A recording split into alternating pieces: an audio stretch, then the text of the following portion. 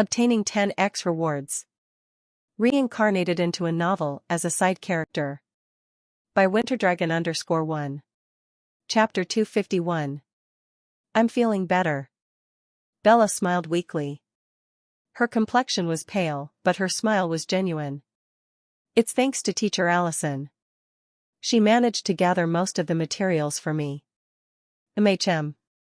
Evelyn smiled as well, feeling somewhat relieved. Teacher Allison's vast network and connections had enabled her to obtain items that were otherwise difficult to find. Now, only one thing remains, Evelyn said solemnly. The heart of a null beast, Bella whispered. The name alone seemed to hang in the air, filling the room with a strange, heavy silence. The mention of it sent a shiver down Evelyn's spine. Despite Allison's extensive connections, acquiring the heart of a null beast was proving to be an incredibly challenging task. Part of the reason had been explained to them. Apparently, null beasts were extremely rare, and finding even one was considered extraordinarily lucky. Meeting the mythical beast immune to all forms of magnetism was already difficult, but hunting it down was nearly impossible. They were extremely powerful and dangerous. No one knew the true extent of their abilities or the depth of their powers.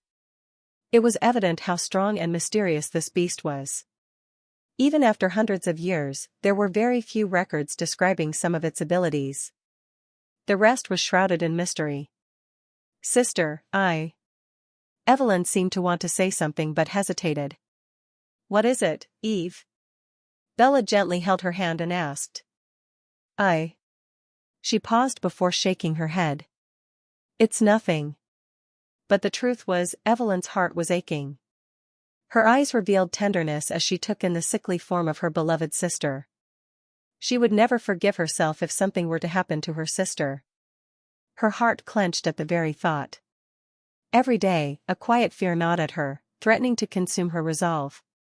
She prayed every day for her sister's recovery, but she knew it was time to act on her own. She had to somehow find the null beast and get its heart. It sounded ridiculous, but she had to do it if she wanted to cure her sister for good. Evelyn, don't do anything rash. You promised me, Bella said to her. Let Teacher Allison handle everything. She will definitely get it for me. Evelyn forced a smile, nodding as if she agreed, though her thoughts were already racing ahead. You are right, sister. Teacher Allison is really the best teacher we could have ever asked for. She has dedicated herself to saving her student despite it not being her responsibility. I will forever remember this favor she has shown us, Evelyn thought as she inhaled deeply. But, this null beast is making me worried. Teacher hasn't been able to find one yet. I will have to do whatever I can to help her. Maybe the clan library has some records about this mythical beast. Evelyn spent the next hour chatting and caring for Bella before finally leaving. She didn't return home but instead went to the clan's main library, which only a few could access. Naturally, being the main heir, she had every right to visit the library. The grand hall was filled with towering shelves, their shadows stretching across the polished marble floor. The air was thick with the scent of old parchment and ink. Young Miss Evelyn, what are you doing here? Do you need something? An old man sitting on a wooden chair quickly got up and greeted her. He was the librarian of the main library. Hello, Uncle Torres. I'm looking for some records about mythical beasts, she said, politely greeting the old man. How?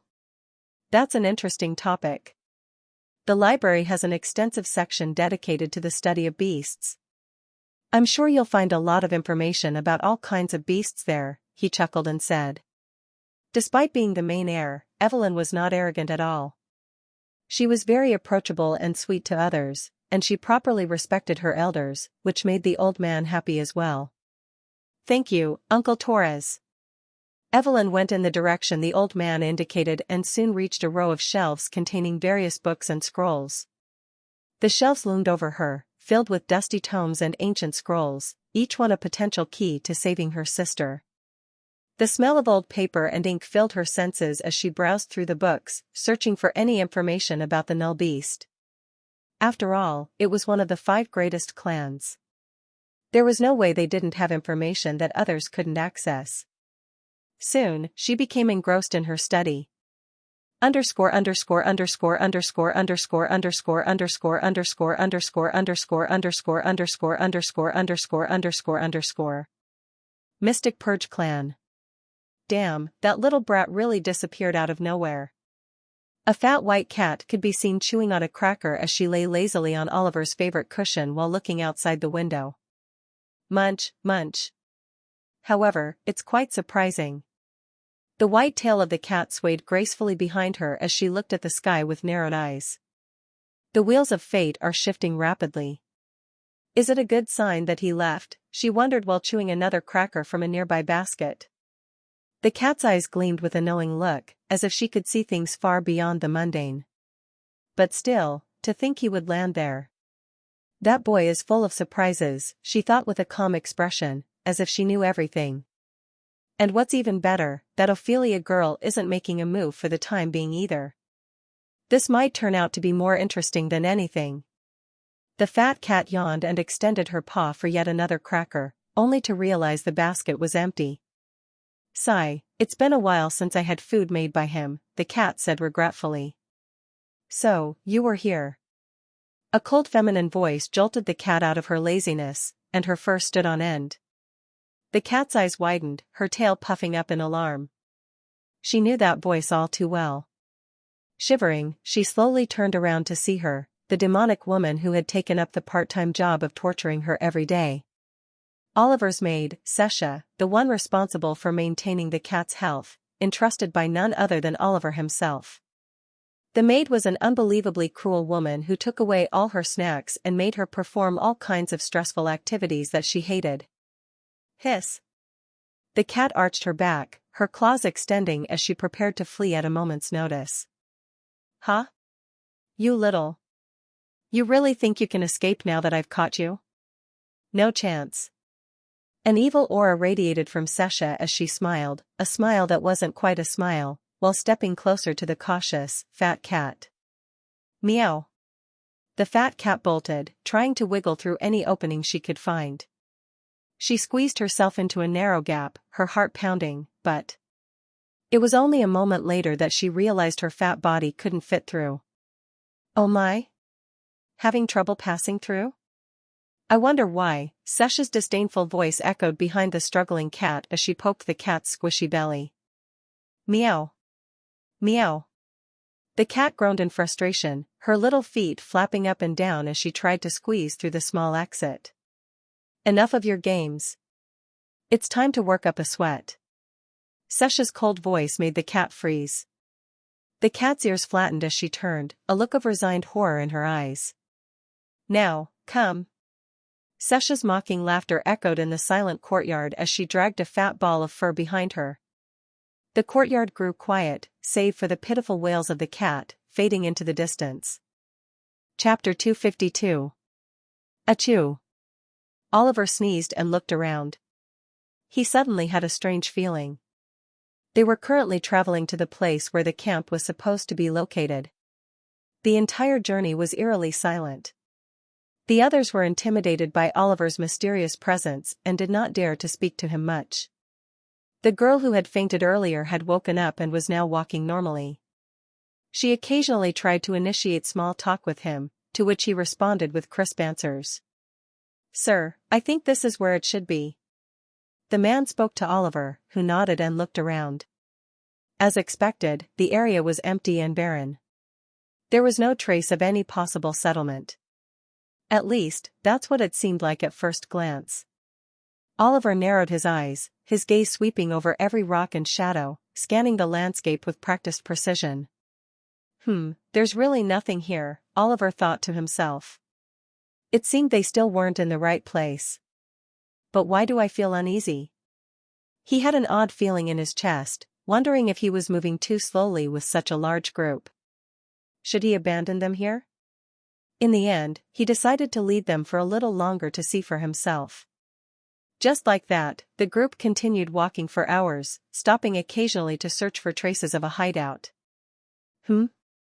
Oliver raised his hand, motioning for everyone to stop. He had seen something. A figure stood atop a nearby rock, staring directly at them. The figure noticed Oliver looking back and jumped down.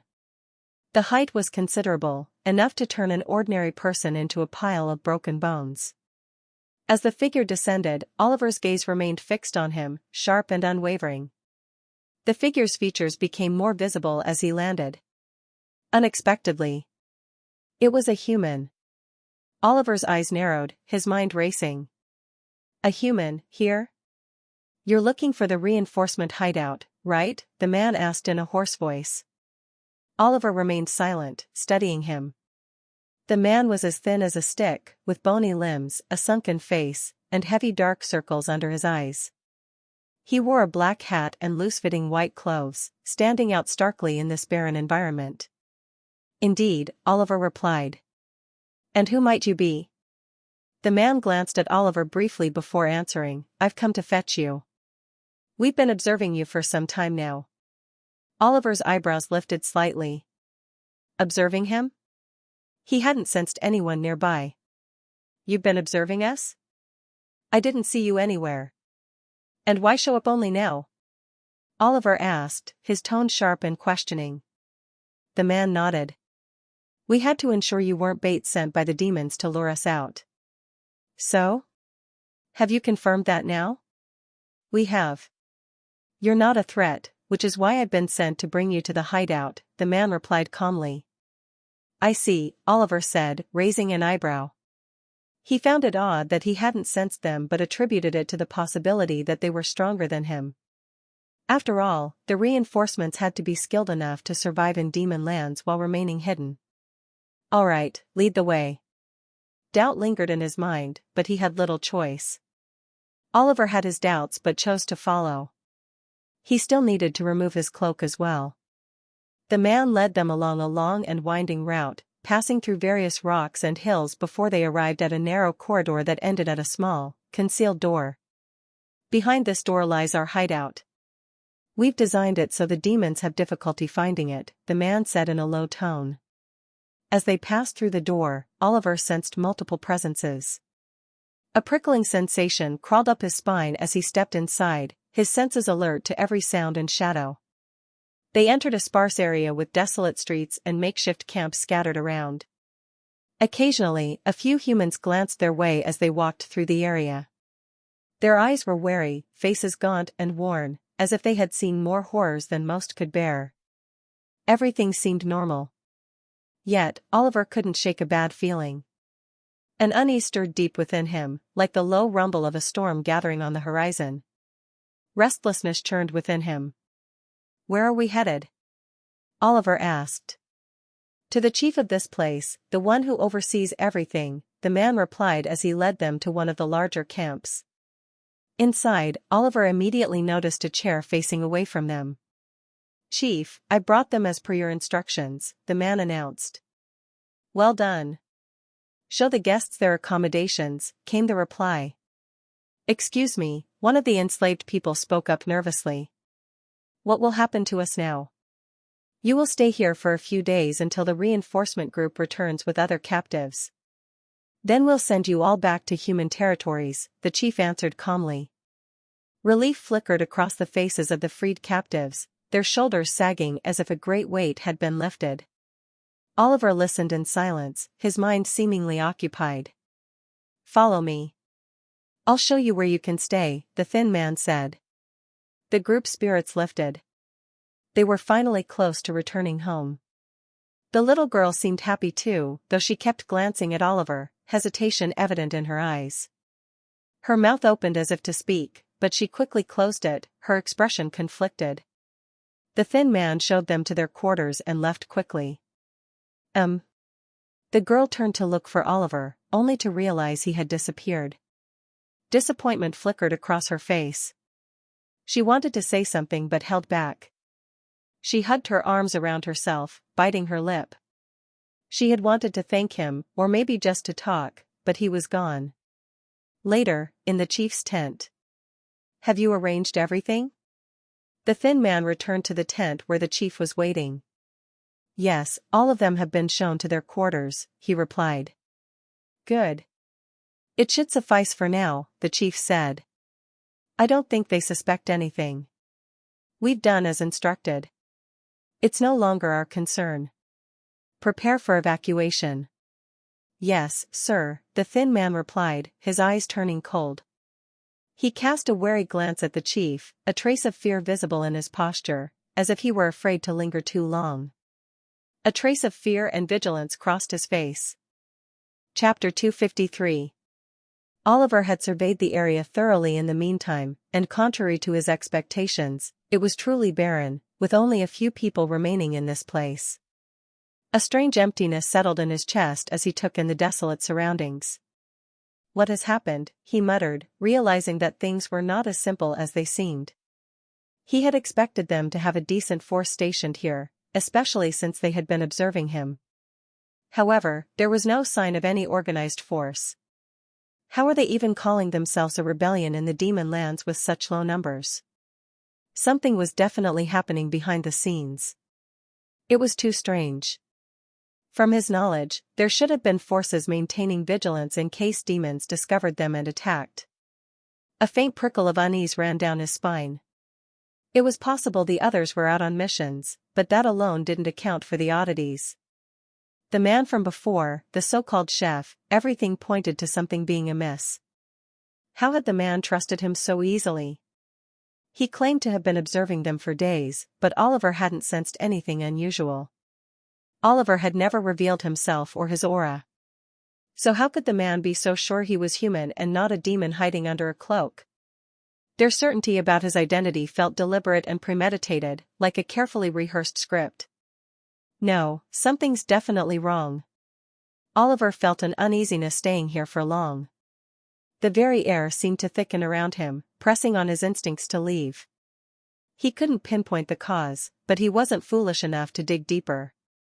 He decided to leave this place as soon as possible. Unknowingly, he returned to the tents where the others were. Outside his tent, he spotted the little black-haired girl standing, seemingly waiting for him. Her face lit up when she saw him, a spark of hope in her eyes that softened the tension in his chest. Raising an eyebrow, he walked toward her. "Mister," she called out, running up to him. Though there wasn't a significant height difference between them, she still considered him older and addressed him accordingly. He couldn't help but feel a flicker of amusement. It was rare for anyone to treat him as an adult. It made him feel slightly better about his age. "What is it?" he asked. "First, I wanted to thank you for helping me and the others, saving us from the demon's execution and then guiding us here." She bowed deeply, her gratitude sincere. "It's fine. You all just happened to be there, and helping you didn't derail my plans much. Still, it doesn't change the fact that you saved us," she whispered, hesitating as if she had more to say. Oliver noticed this and waited patiently. He could tell she wanted to speak further. "Actually, there's something I wanted to ask you," she began hesitantly. Can you?" he encouraged. "Can I become your student?" Oliver stared at her, speechless.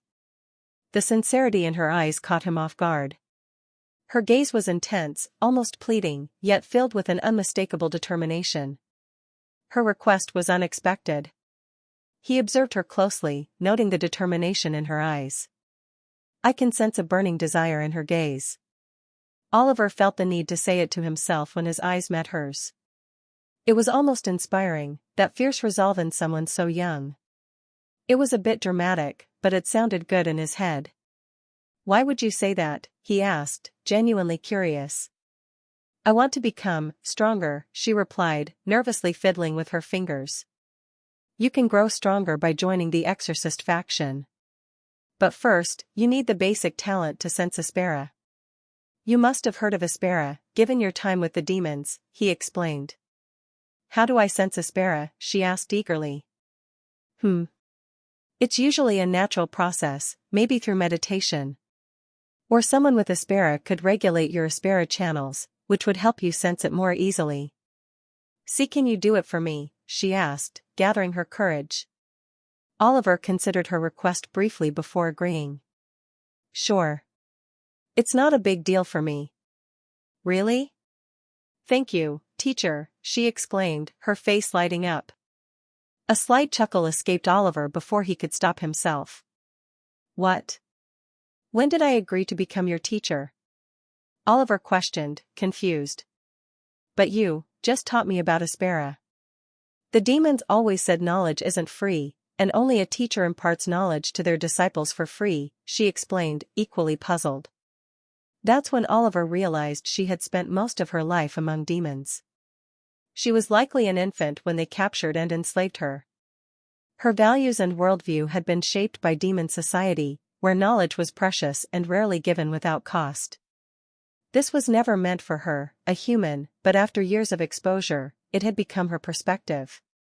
The weight of her past suddenly became more tangible. She had learned about the world through a twisted lens, yet here she was, brave enough to ask for guidance. Come to think of it, I never really put much thought to it, but she's quite incredible. Oliver recognized her mental resilience. Despite being raised by demons, she hadn't developed the submissive, inferior personality of a slave. She stood here, proud and unbroken, a spark of defiance shining in her eyes. Her personality was impressive. She had even encouraged others to protest against the demons' injustices. The demons must have tried to instill their ideology of demon superiority and human inferiority in her, yet she seemed unfazed when Oliver first met her. Rather, she seemed determined to escape their oppression. What drove her resilience? Was it dissatisfaction with being treated differently, or something deeper? Oliver's curiosity grew. She was no ordinary child, that much was clear. Even if she had no abilities, her attitude did make him feel she was different from the ordinary folk. After a moment, he said, "All right, let's do this." He pointed a finger at her. "I'll accept you as my student if you have a talent that satisfies me. If not, I won't accept you." Yes, she agreed enthusiastically. If she lacked talent, she wouldn't bother him. She was prepared for that. "Turn around. I'll channel my Aspera into you. Don't resist the sensation, focus on it and try to capture the essence of what you feel," he instructed. Chapter 254. She turned around obediently. Oliver placed his palm on her back and began channeling his raw, pure Aspera into her slowly. "Try to mimic the feeling and repeat it. That will help you sense the Aspera within you," he said softly. "And," she responded with a determined nod.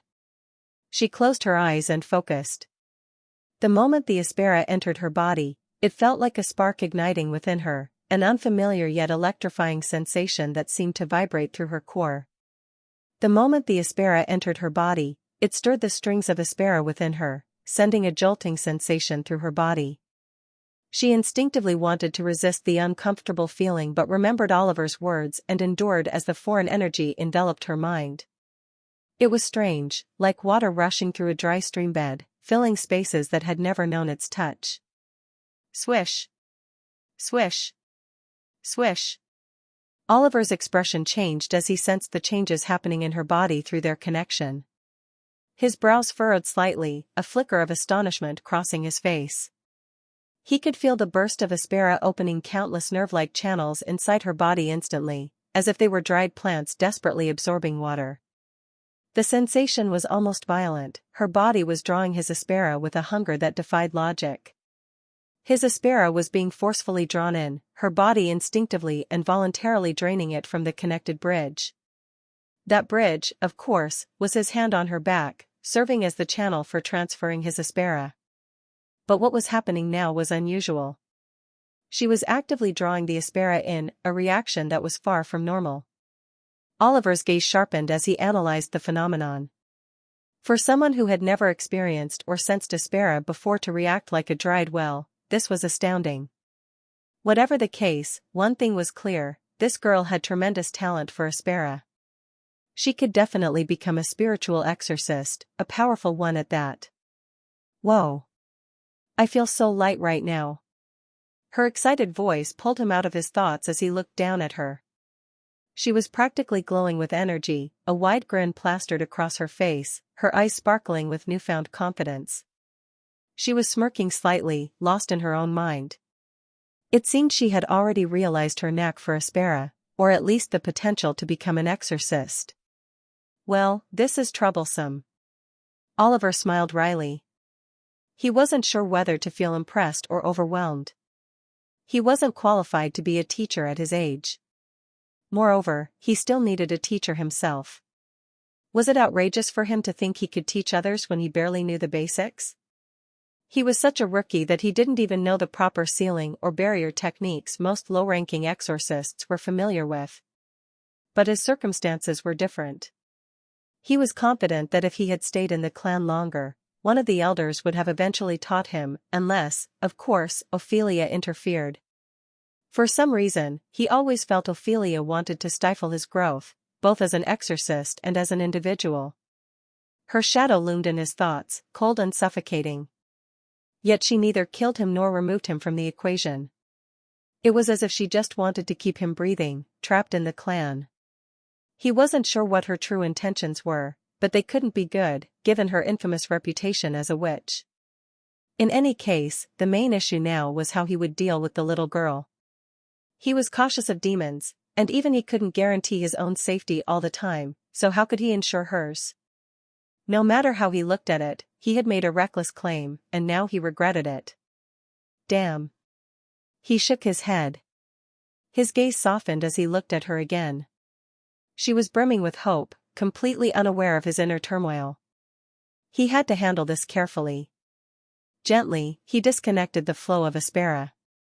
She was draining him quickly, and he wondered if she could siphon all his Aspera. Maybe not. He had 10 times the Aspera of a normal exorcist, and she had just awakened her Aspera veins. It would be absurd if she could. He was tempted to see how far it would go, but this wasn't the time. That uneasy feeling of being alone in a foreign rebellion camp returned, stronger than before. He had to leave quickly. Disconnecting the flow was easy. He had precise control over his body and Aspera. There you go. That should be enough, Oliver said. She opened her mouth as if to say something but stopped, pursing her lips. A small pang of disappointment flickered across her face, but she quickly hid it. That feeling, she wanted to experience it again. The warm flow of Aspera, like floating in a soothing pool, had felt amazing and rejuvenating. It was more than just energy, it was comfort, safety, and power all at once. Her previous fatigue had completely vanished. She felt as refreshed as if she had slept for days, her body brimming with energy. Not only that, she felt stronger. It was subtle, but she could feel it. She even thought she could throw a rock high into the sky. But Oliver's sudden removal of the flow left her a little disappointed. If she could just maintain it, she might become stronger faster. Was the path to power really so addictive? She sighed internally. Of course, she couldn't say that to him. He was already doing her a favor by helping her awaken her talent. Asking for more would seem shameless. Freeloading off him without offering anything in return? She couldn't stoop that low. In the end, she nodded and rose from the meditative stance she had assumed. Missed? No. Teacher, I'm grateful to be your student. She bowed again, more formally this time. Well, the thing is. Oliver began but hesitated. Her eagerness made him pause, unsure of how to crush her expectations gently. She noticed the odd look on his face, her eyes widening slightly as she gasped. I forgot. I'm really sorry, teacher. Huh? Oliver blinked, confused. She suddenly looked stricken, guilt flashing across her expression. What had she forgotten?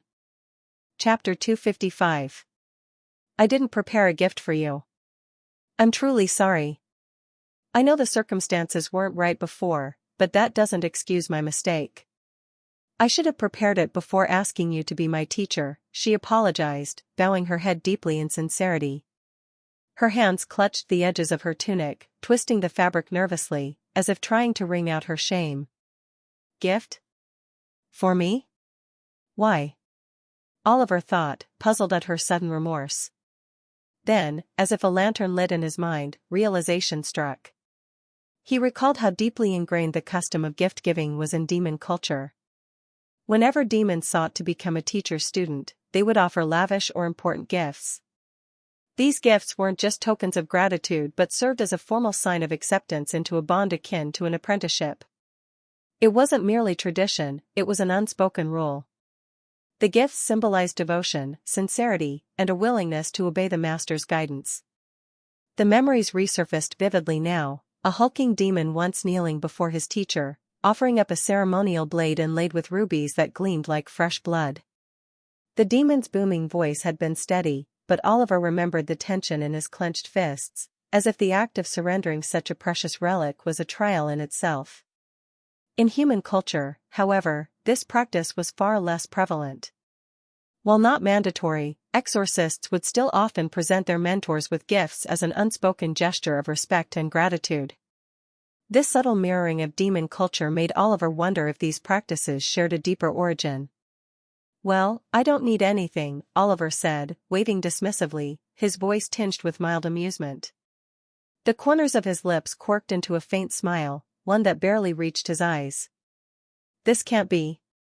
Teacher, I swear, once I become capable enough, I'll give you something worth remembering."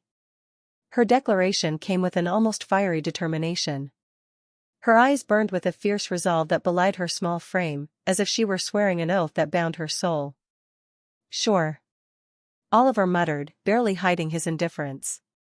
He didn't feel like arguing over something he deemed trivial. He let out a sigh, silently berating himself. The weight of his own apathy pressed against him, heavy and uncomfortable. "Guess a lazy person like me isn't suited to teach." He gazed at her determined face and couldn't help but feel conflicted. Her boundless enthusiasm contrasted sharply with his laid-back nature. The weight of his own apathy pressed against him, heavy and uncomfortable. "Guess a lazy person like me isn't suited to teach." He gazed at her determined face and couldn't help but feel conflicted. Her boundless enthusiasm contrasted sharply with his laid-back nature. But responsibility was a weight he couldn't shrug off. He had brought her into this situation, and now it was his duty to see it through. At least for now. Perhaps later, when she was more skilled, he could guide her to a better teacher and fade back into his preferred solitude. For now, though, the tie between them was something he couldn't sever, no matter how much he yearned for peace. Her bright, expectant gaze was like an anchor holding him in place.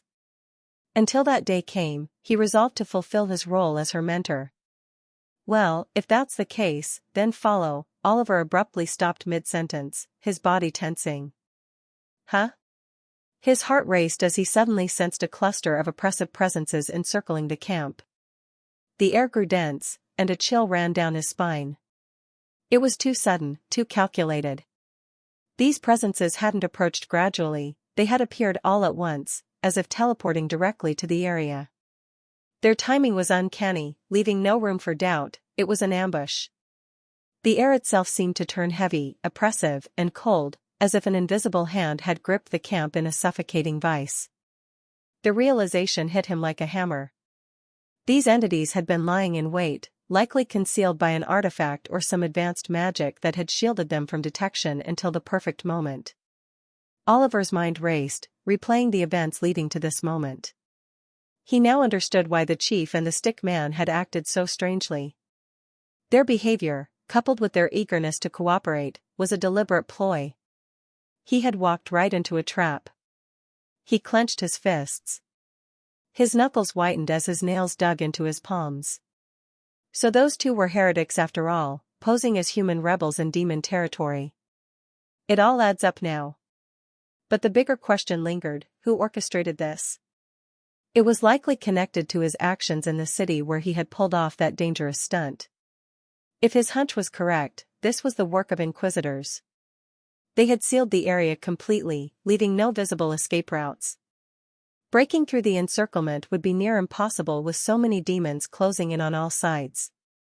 "I should have seen this coming. I knew something felt off, but I never suspected those two humans."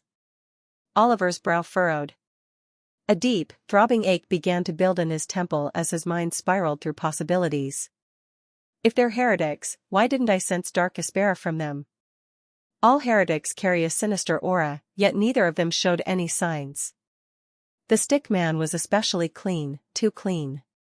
He contemplated a grim possibility: had the exorcists themselves begun collaborating with demons? Though rare, such instances weren't unheard of. In desperate situations, humans and demons with overlapping goals had been known to collude, even if temporarily. But these alliances almost always ended in catastrophe. "Teacher, what's wrong?" The girl's concerned voice broke his train of thought. She stood by his side, her gaze darting around the camp.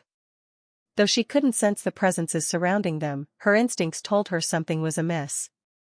"It seems we've been discovered by the demons," Oliver said evenly, his calm tone betraying the gravity of the situation.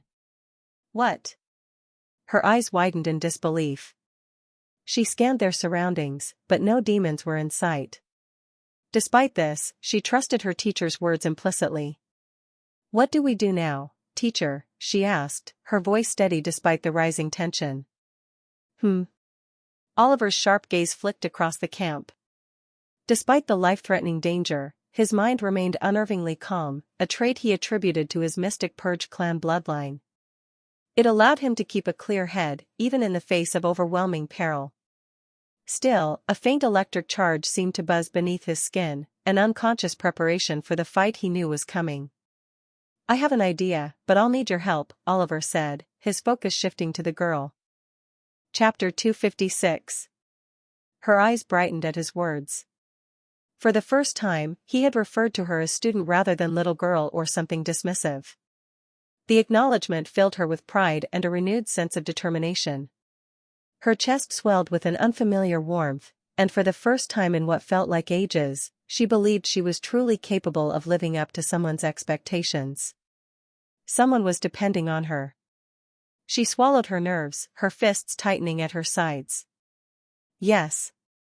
I'll do my best," she said earnestly. Her chest swelled with an unfamiliar warmth, and for the first time in what felt like ages, she believed she was truly capable of living up to his expectations. Oliver began explaining his plan in detail. "Captain, we've surrounded the camp and sealed off all exit points," a demon reported, bowing before Sarah, who stood atop a short cliff overlooking the horizon. Sarah remained silent, her gaze fixed in the distance, lost in thought. The night sky above seemed unnaturally still, its dark expanse devoid of stars, as if even the heavens held their breath in anticipation.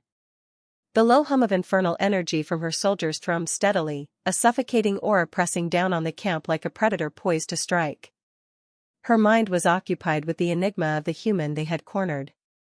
How had one human waded through a region of their kind, uncaught, unseen, and left nothing but ash in his wake? Even Vasoth, a master of detection and perception, had failed to sense him. She flexed her claws slowly, the sharp tips gleaming under the pale light of the crescent moon. The motion was hypnotic, each metallic flick catching the faint light, as if testing the edge of the weapon she wielded with deadly precision. The act was instinctive, a way to ease the strange tightness in her chest.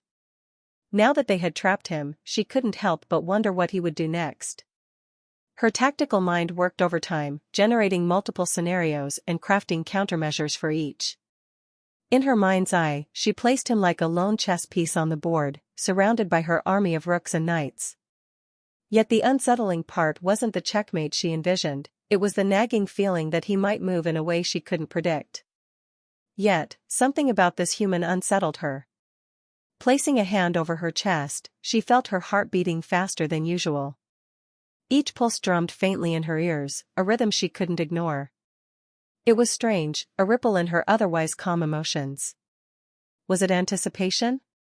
Curiosity? Or perhaps a foreboding sense of danger? Whatever it was, she couldn't deny her intrigue. This human is not simple, she thought. She turned to her subordinate, her gaze sharp as a blade. "Proceed as per the plan." "Yes, Captain." The demon hesitated before speaking again. His head dipped slightly, his body language timid, though he dared to speak. "Captain, is it really fine for you to personally handle this?" Sarah's cold glare froze him in place. The demon quivered but quickly explained himself. I don't mean to doubt your abilities. You're the strongest here, of course. He paused, swallowing audibly. It's just, a single human doesn't seem worth your status. The demon's voice wavered, but he ended with a flattering tone, hoping to salvage his misstep. His words hung in the air, brittle and awkward, like a precarious bridge over a chasm. He had risen to his current position by being cautious and respectful of authority, not by offending those stronger than himself. Worth my status? Sarah scoffed, her tone dripping with disdain. Her lips curled into a half-smile that didn't reach her eyes. The same human you're dismissing just massacred an entire region full of demons without alerting anyone. If this doesn't warrant my interference, then nothing does. Her words laced the air with icy finality, a warning as sharp as her claws. Her subordinate's throat tightened as a chill ran down his spine. Massacred an entire city-province without being caught? Looking at the captain's expression, he knew she wasn't exaggerating. His skin prickled under the weight of her words, the reality sinking in like a blade through armor. No wonder Sir Vasoth was so cautious, even after surrounding him, the demon thought. Most of the gathered soldiers had no idea of the severity of the situation, they had been mobilized too quickly for detailed briefings. Hearing it directly from Sarah made the weight of their predicament crystal clear. His pride gave way to a gnawing dread, an uneasy awareness that they were facing something, or someone, they had no precedent for. I understand now, Captain. You're right. This requires your strength. The demon bowed deeply before retreating to inform the soldiers, ensuring none acted recklessly out of overconfidence. His movements were hurried but careful, as if the air around him had grown too heavy to breathe freely. Losing troops unnecessarily was the last thing he wanted. As the subordinate disappeared into the shadows, Sarah turned her attention back to the camp below. It was time. She descended the cliff, her presence radiating authority and menace, ready to face the human personally. Damn, so many demons. Oliver muttered under his breath, his gaze sweeping over the countless demons surrounding him. Their glowing red eyes flickered like dying embers in the dark, watching him with beastly patience. They were stationed everywhere, behind trees, on cliffs, crouched near rocks. Wherever he looked, their figures loomed, each one dressed in formal military attire. It wasn't just the numbers that unnerved him, it was their precision. They had sealed off every possible escape route, leaving him boxed in. Despite their numbers, there wasn't a single wasted movement among them. No chatter. No signs of restlessness. Just disciplined silence. It sent a faint chill crawling up his spine. Yet, despite their overwhelming presence, none of them approached. They maintained a calculated distance, encircling him like wolves waiting for their alpha's command. A ripple of movement among the ranks caught his attention. The demons parted to create a path, their rigid formation breaking only to allow someone through. Oliver's stomach sank. Chapter 257. The pressure in the air shifted, growing heavier, darker, as if gravity itself had bent to acknowledge the arrival of something far stronger than the rest. The worst possible person. The woman he had seen in the temple stepped forward, her deliberate, unhurried steps exuding dominance. Just her presence was enough to make his scalp tingle. She was the worst match for him, a demonic woman whose strength far surpassed his own. But it wasn't just her power that unnerved him. She had a twisted obsession with his mother, a fixation he didn't fully understand but knew to be dangerous. He cursed silently, hoping he could avoid confrontation with her. But the weight of her gaze pinned him in place, a hunter locking eyes with her cornered prey. The deference the demons showed her left no doubt, she was in charge here. Her heels clicked rhythmically against the ground, the sound sharp and deliberate in the otherwise silent night. The oppressive atmosphere grew heavier as she closed the distance.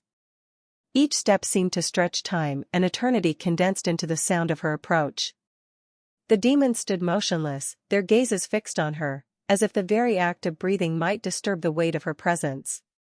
They were very disciplined, like a true army and not like the city battalion he had exorcised before. She stopped just a few meters away from him, her piercing gaze locking onto his cloaked face. Her first words took him by surprise. "Were you there at the temple?" Oliver's brow furrowed in confusion. The temple? Why was she asking about that now? He cursed inwardly. So, she suspected something after all. Her senses are terrifying. Still, he couldn't afford to lie. The truth, carefully managed, was safer than a deception she might see through in an instant. Yes, he replied curtly. Sarah's expression shifted for a brief moment, something between satisfaction and anger flickered across her face before her cold composure returned. For now, she seemed more interested in testing him than unraveling his identity. Sarah tilted her head slightly, her claws flexing in slow, deliberate movements. The faint snick of her nails scraping against each other was as unnerving as it was deliberate. Interesting, she murmured, her voice low and dangerous. You're more honest than I expected. She took another step closer, her movements slow and unthreatening on the surface, but the aura radiating from her was anything but calm. It was suffocating, like standing at the edge of a cliff while a storm raged overhead. I don't like dishonesty, she continued, her tone deceptively casual. It's a waste of time. My time. Her last words carried a subtle edge, sharp enough to draw blood. Oliver said nothing. He didn't trust himself to speak, words might only give her more ammunition to use against him. Instead, he adjusted his stance, subtly shifting his weight forward, ready for whatever came next. His silence wasn't lost on her. A faint smirk tugged at the corner of her lips, as though she were amused by his caution. You were there at the temple, she said again, this time with more weight in her voice. Why? Oliver's jaw tightened beneath the mask. I was curious, he replied, keeping his tone neutral. I wanted to understand what you were doing there. For some reason, he felt a little irritated by her odd questions. She raised an eyebrow at his response.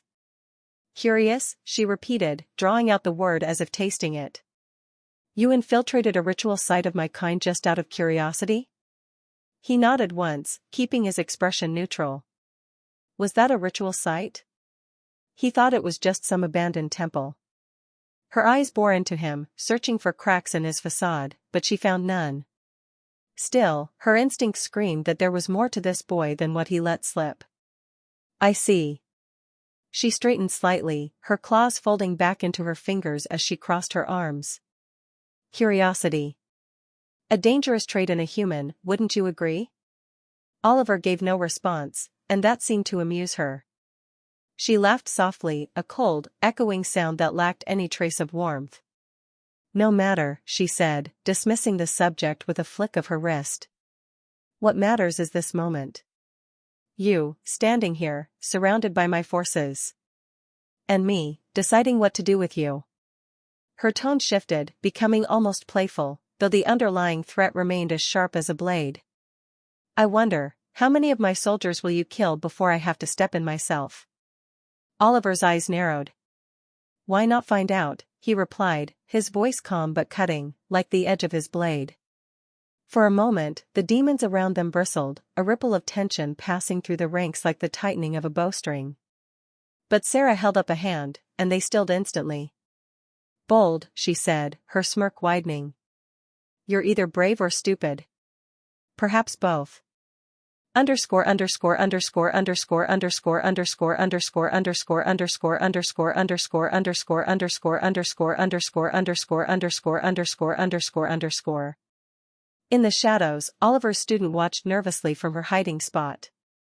Her breath came in short, quiet bursts, her chest tight as she struggled to suppress the panic threatening to overwhelm her. She couldn't hear their conversation clearly, but the tension in the air told her everything she needed to know.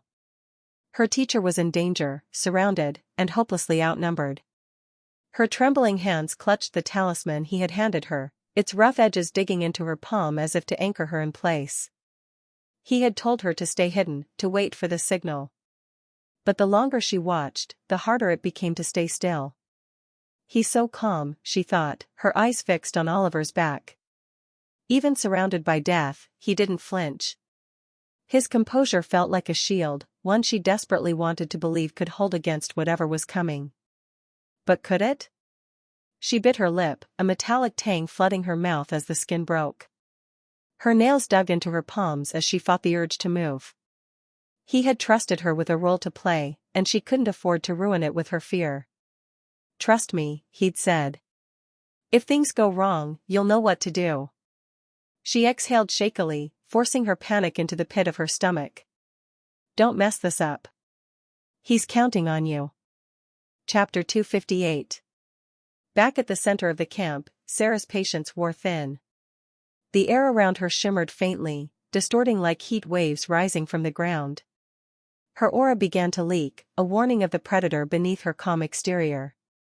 The faint distortion around her form pulsed like a living thing, warping the space ever so slightly, and the demons closest to her instinctively shifted backward, even if they were careful to hide their unease. "Enough talk," she said. "Let's see if you live up to the stories." Oliver didn't wait for her to make the first move. In one fluid motion, he unsheathed his blade, the silver edge catching the faint moonlight as it glimmered with an otherworldly sheen. The sound of the blade being drawn was sharp and clean, slicing through the night like a whispered threat.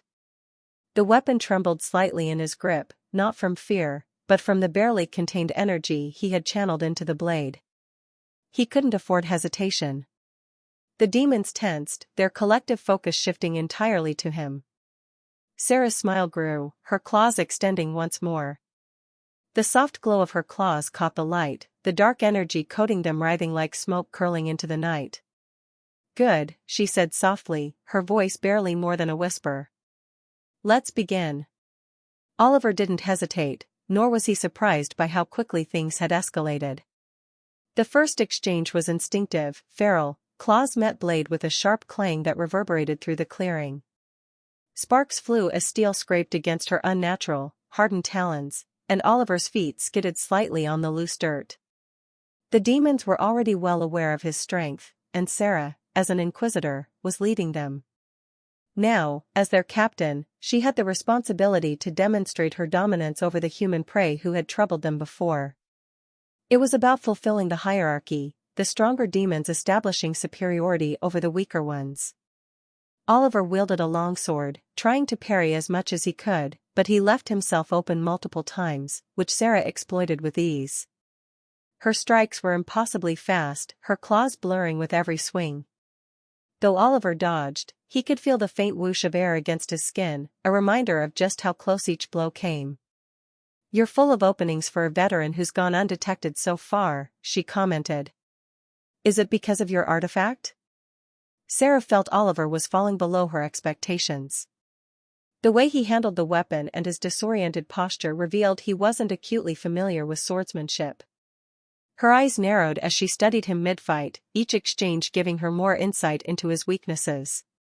His form was inconsistent, his grip on the hilt occasionally faltering under pressure, as though the blade itself wasn't his weapon of choice.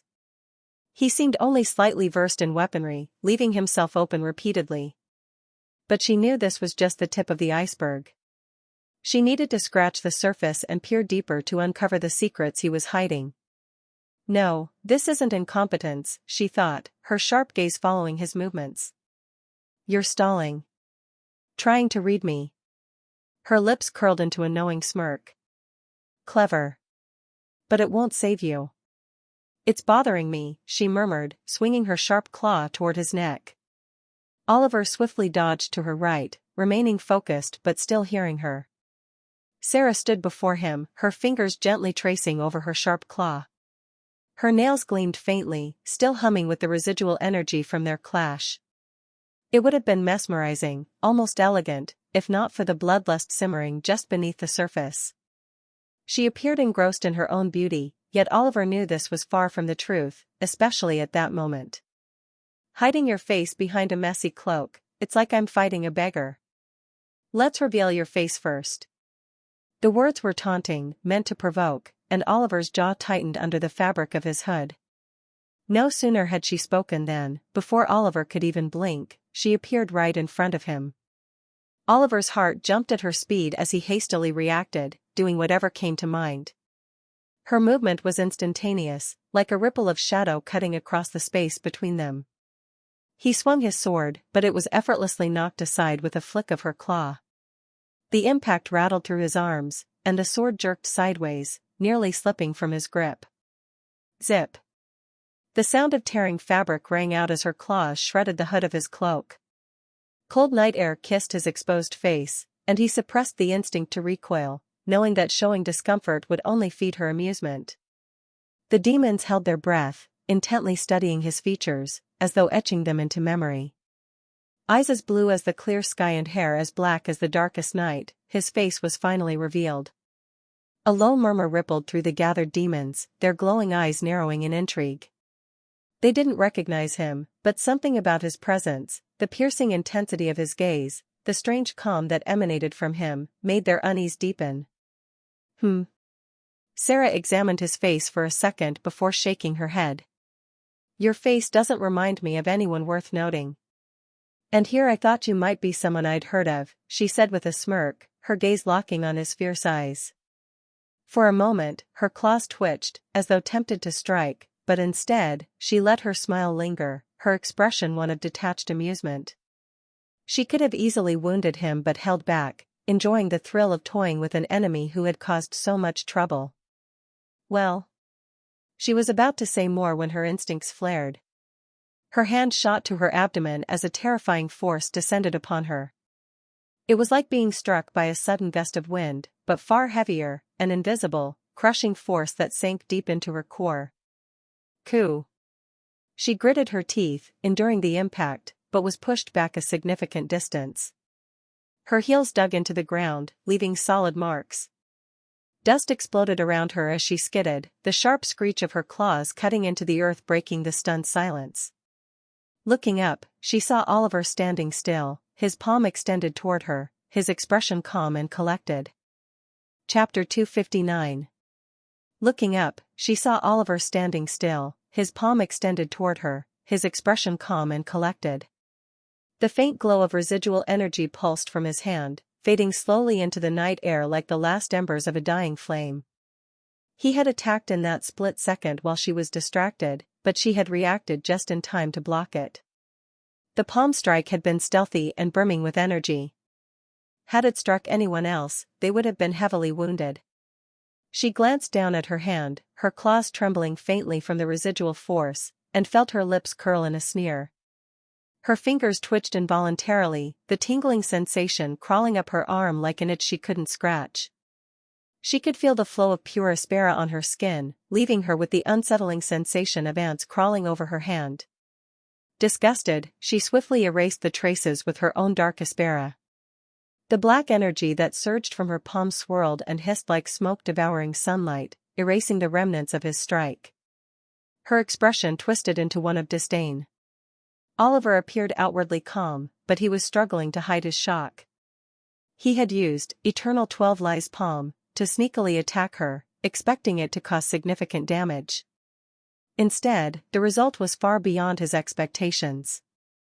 Not only had she managed to block the attack at the last moment, but it had merely pushed her back a few steps.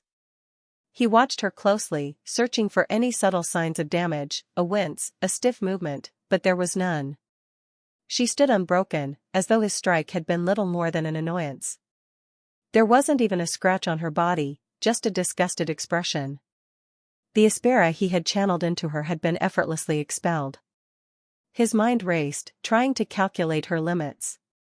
But the more he observed, the less he felt he was even close to understanding the true breadth of her strength. This was the first time someone had emerged so unscathed from that technique. He sighed, this woman was far tougher and more dangerous than he had anticipated. The pressure in the air thickened as he adjusted his grip on his weapon, his fingers tightening against the hilt as though it might ground him. The faint sheen of sweat on his brow betrayed the strain he was under, though his expression never faltered. Sarah's eyes darkened as she stared at Oliver. It was the first time she'd been pushed back by an insignificant human, and it was humiliating, especially in front of her subordinates. A hint of killing intent flashed in her gaze. Her lips parted slightly, revealing sharp teeth clenched in frustration, and her aura surged around her in erratic bursts, like a storm gathering power. The atmosphere around her shifted violently, the air snapping like a taut wire as her aura surged in response. The gathered demons stiffened, sensing the change in their captain. Their collective breath hitched as the oppressive energy spread outward, seeping into the night like invisible smoke, suffocating and cold. Oliver's lips curled into a faint smile. Tiny beads of sweat dotted his forehead, and goosebumps rose on his skin as her dangerous glare bore into him. The smile wasn't out of confidence, it was the expression of a man walking a knife's edge, fully aware of the danger but unwilling to back down. She's not invincible, he thought, forcing himself to meet her gaze. She bleeds like the rest of us, she has to. But even as he thought it, doubt slithered into the back of his mind. He glanced at his surroundings, taking in the demon's formation. Despite everything, they had no openings, it was as tight as ever. Every step he might take, every possible escape route, had already been accounted for. It was suffocating, like standing inside a cage while the walls closed in. Swish! He heard a swishing sound and caught sight of a sliver of light flashing by. Tilting his neck, a sharp dagger grazed his skin, leaving a thin line of blood on the left side of his neck. The sting came almost immediately, the warmth of his blood trickling down his skin in a single, thin line. His breath hitched, more out of surprise than pain. His skin, tougher than the average person's, had barely withstood the blow. The dagger, however, was crafted from some special metal. A faint metallic tang lingered in the air, the dagger spinning once before embedding itself into the dirt with a muted thud. Looking at Sarah's nonchalant expression, it was clear she was ready to escalate things to the final stage. A rapier appeared in his hand as he assumed a stance. Sarah raised a brow. For some reason, the vibe around him had changed. It wasn't just the weapon that caught her attention, it was the way he held himself now, his body poised like a coiled spring, his breathing steady and deliberate. It was now different. This stance. She pondered, her instincts warning her that this was no ordinary stance. Though rapier users weren't uncommon, none she'd encountered had sparked her interest. Yet, Oliver's stance carried an air of something she couldn't quite place. It felt familiar, as if it belonged to a time long past, a style born of forgotten wars and ancient duels. A faint prickle of unease crept down her spine. Was that a special technique? She trusted her instincts the most, and they were telling her that it was not simple. Maintaining her vigilance, she prepared to strike first with thunderous speed. Whiz! The sound of air being pierced rang out as she thrust her weapon forward, appearing before Oliver in an instant. Her movement blurred, the ground beneath her cracking as her speed propelled her forward like a living bolt of lightning. He was ready. Without hesitation, he executed the technique he knew best for the rapier. Sovereign strike of infinite freedom. The rapier moved like liquid silver, its edge carving through the air in a single, fluid arc that seemed almost too fast to follow. Sarah's eyes widened as she sensed the impact coming. Boom! The clash was instant, loud, and explosive. The force reverberated across the terrain. Ugh! The demons watched as Oliver was sent flying, crashing heavily into a rocky wall. Chapter 260. The crunch of stone and dirt echoed as his body collided with the jagged surface, sending a dull vibration reverberating through his bones. Dust and small fragments of rock rained down around him, pooling at his feet as cracks spidered out from the impact point. It was clear he couldn't withstand the momentum of the clash, forcing him backward. As the dust settled, Sarah stood firm, though she too had been pushed back. Her once pristine stance was now slightly unbalanced, her boots sinking into the muddy ground. Her hands were raised defensively, her hair disheveled, half in front of her face, half behind. Droplets of sweat clung to her forehead as she heaved lightly, her heels digging deeper into the earth to steady herself. Her chest rose and fell in steady rhythm, though the faint tremor in her hands betrayed the strain she had felt from the exchange. The sight of her slight disarray, the untidy hair, the barely perceptible shake in her hands, seemed surreal to the demons watching. She was their captain, their unshakable leader, and even the smallest sign of vulnerability felt like a crack in the foundation of their beliefs. As expected of the captain, Basoth grinned. He had been cautious while they cornered the strange human, staying on high alert to ensure he didn't slip away. Still, doubt had lingered in his mind. What if the human was stronger than expected? What if he could overpower their captain? Such a scenario would have spelled disaster. But now, seeing Sarah hold her ground, he felt relief and satisfaction. He let out a slow breath, the tension leaving his shoulders as he leaned against the nearest tree, smug confidence returning to his soft features. As expected, our captain is above all others. She can't be defeated by any no-name. With her here, we'll capture him smoothly, and then I'll interrogate him properly. His lips curled into a sinister grin, his mind already conjuring up images of the methods he would use to break the human. But just as he relished the thought, whispers arose among the demons. The murmurs spread like ripples through the crowd, faint at first, then growing louder as more of them noticed something strange. Vaisatha's smile faded as irritation flickered in his eyes. Turning to the murmuring soldiers, he frowned. "What's the mat?" His words froze as he looked ahead. His pupils shrank at the sight before him. A thin stream of blood trickled from Sarah's nose. The crimson droplet trailed down her pale skin, stark against the otherwise unmarred perfection of her face. It glistened under the faint moonlight before falling silently to the ground. Captain was injured. He looked at her in disbelief, as if his worldview had been twisted. Not only him, but the majority of the soldiers present at the scene, who had been admiring their captain's display of strength, were now stunned and shocked by the sight of her nose bleeding from blocking Oliver's rapier. The silence was thick, like the air before a storm.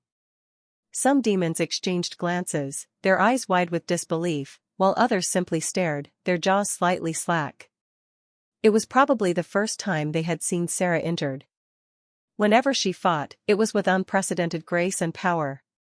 No opponent had ever managed to lay a single scratch on her. She always overwhelmed everyone. Of course, it was normal to be injured in duels or battles, and Sarah receiving an injury wasn't extraordinary, but it was still quite shocking for these demons, who had followed her for a long time. In a way, it was a blow to their morale, no matter how small. Pfft! Oliver spat out the dust that had entered his mouth. The metallic tang of blood lingered on his tongue as he wiped his lips with the back of his hand. He examined himself, feeling his bones ache in pain. Although he had managed to harm her, he had also taken significant damage. His fingers twitched as he flexed his hand experimentally, testing the limits of his numb grip on the rapier. Pain radiated up his arm, sharp and numbing, but he forced himself to maintain his stance. The hand clutching his rapier was completely numb.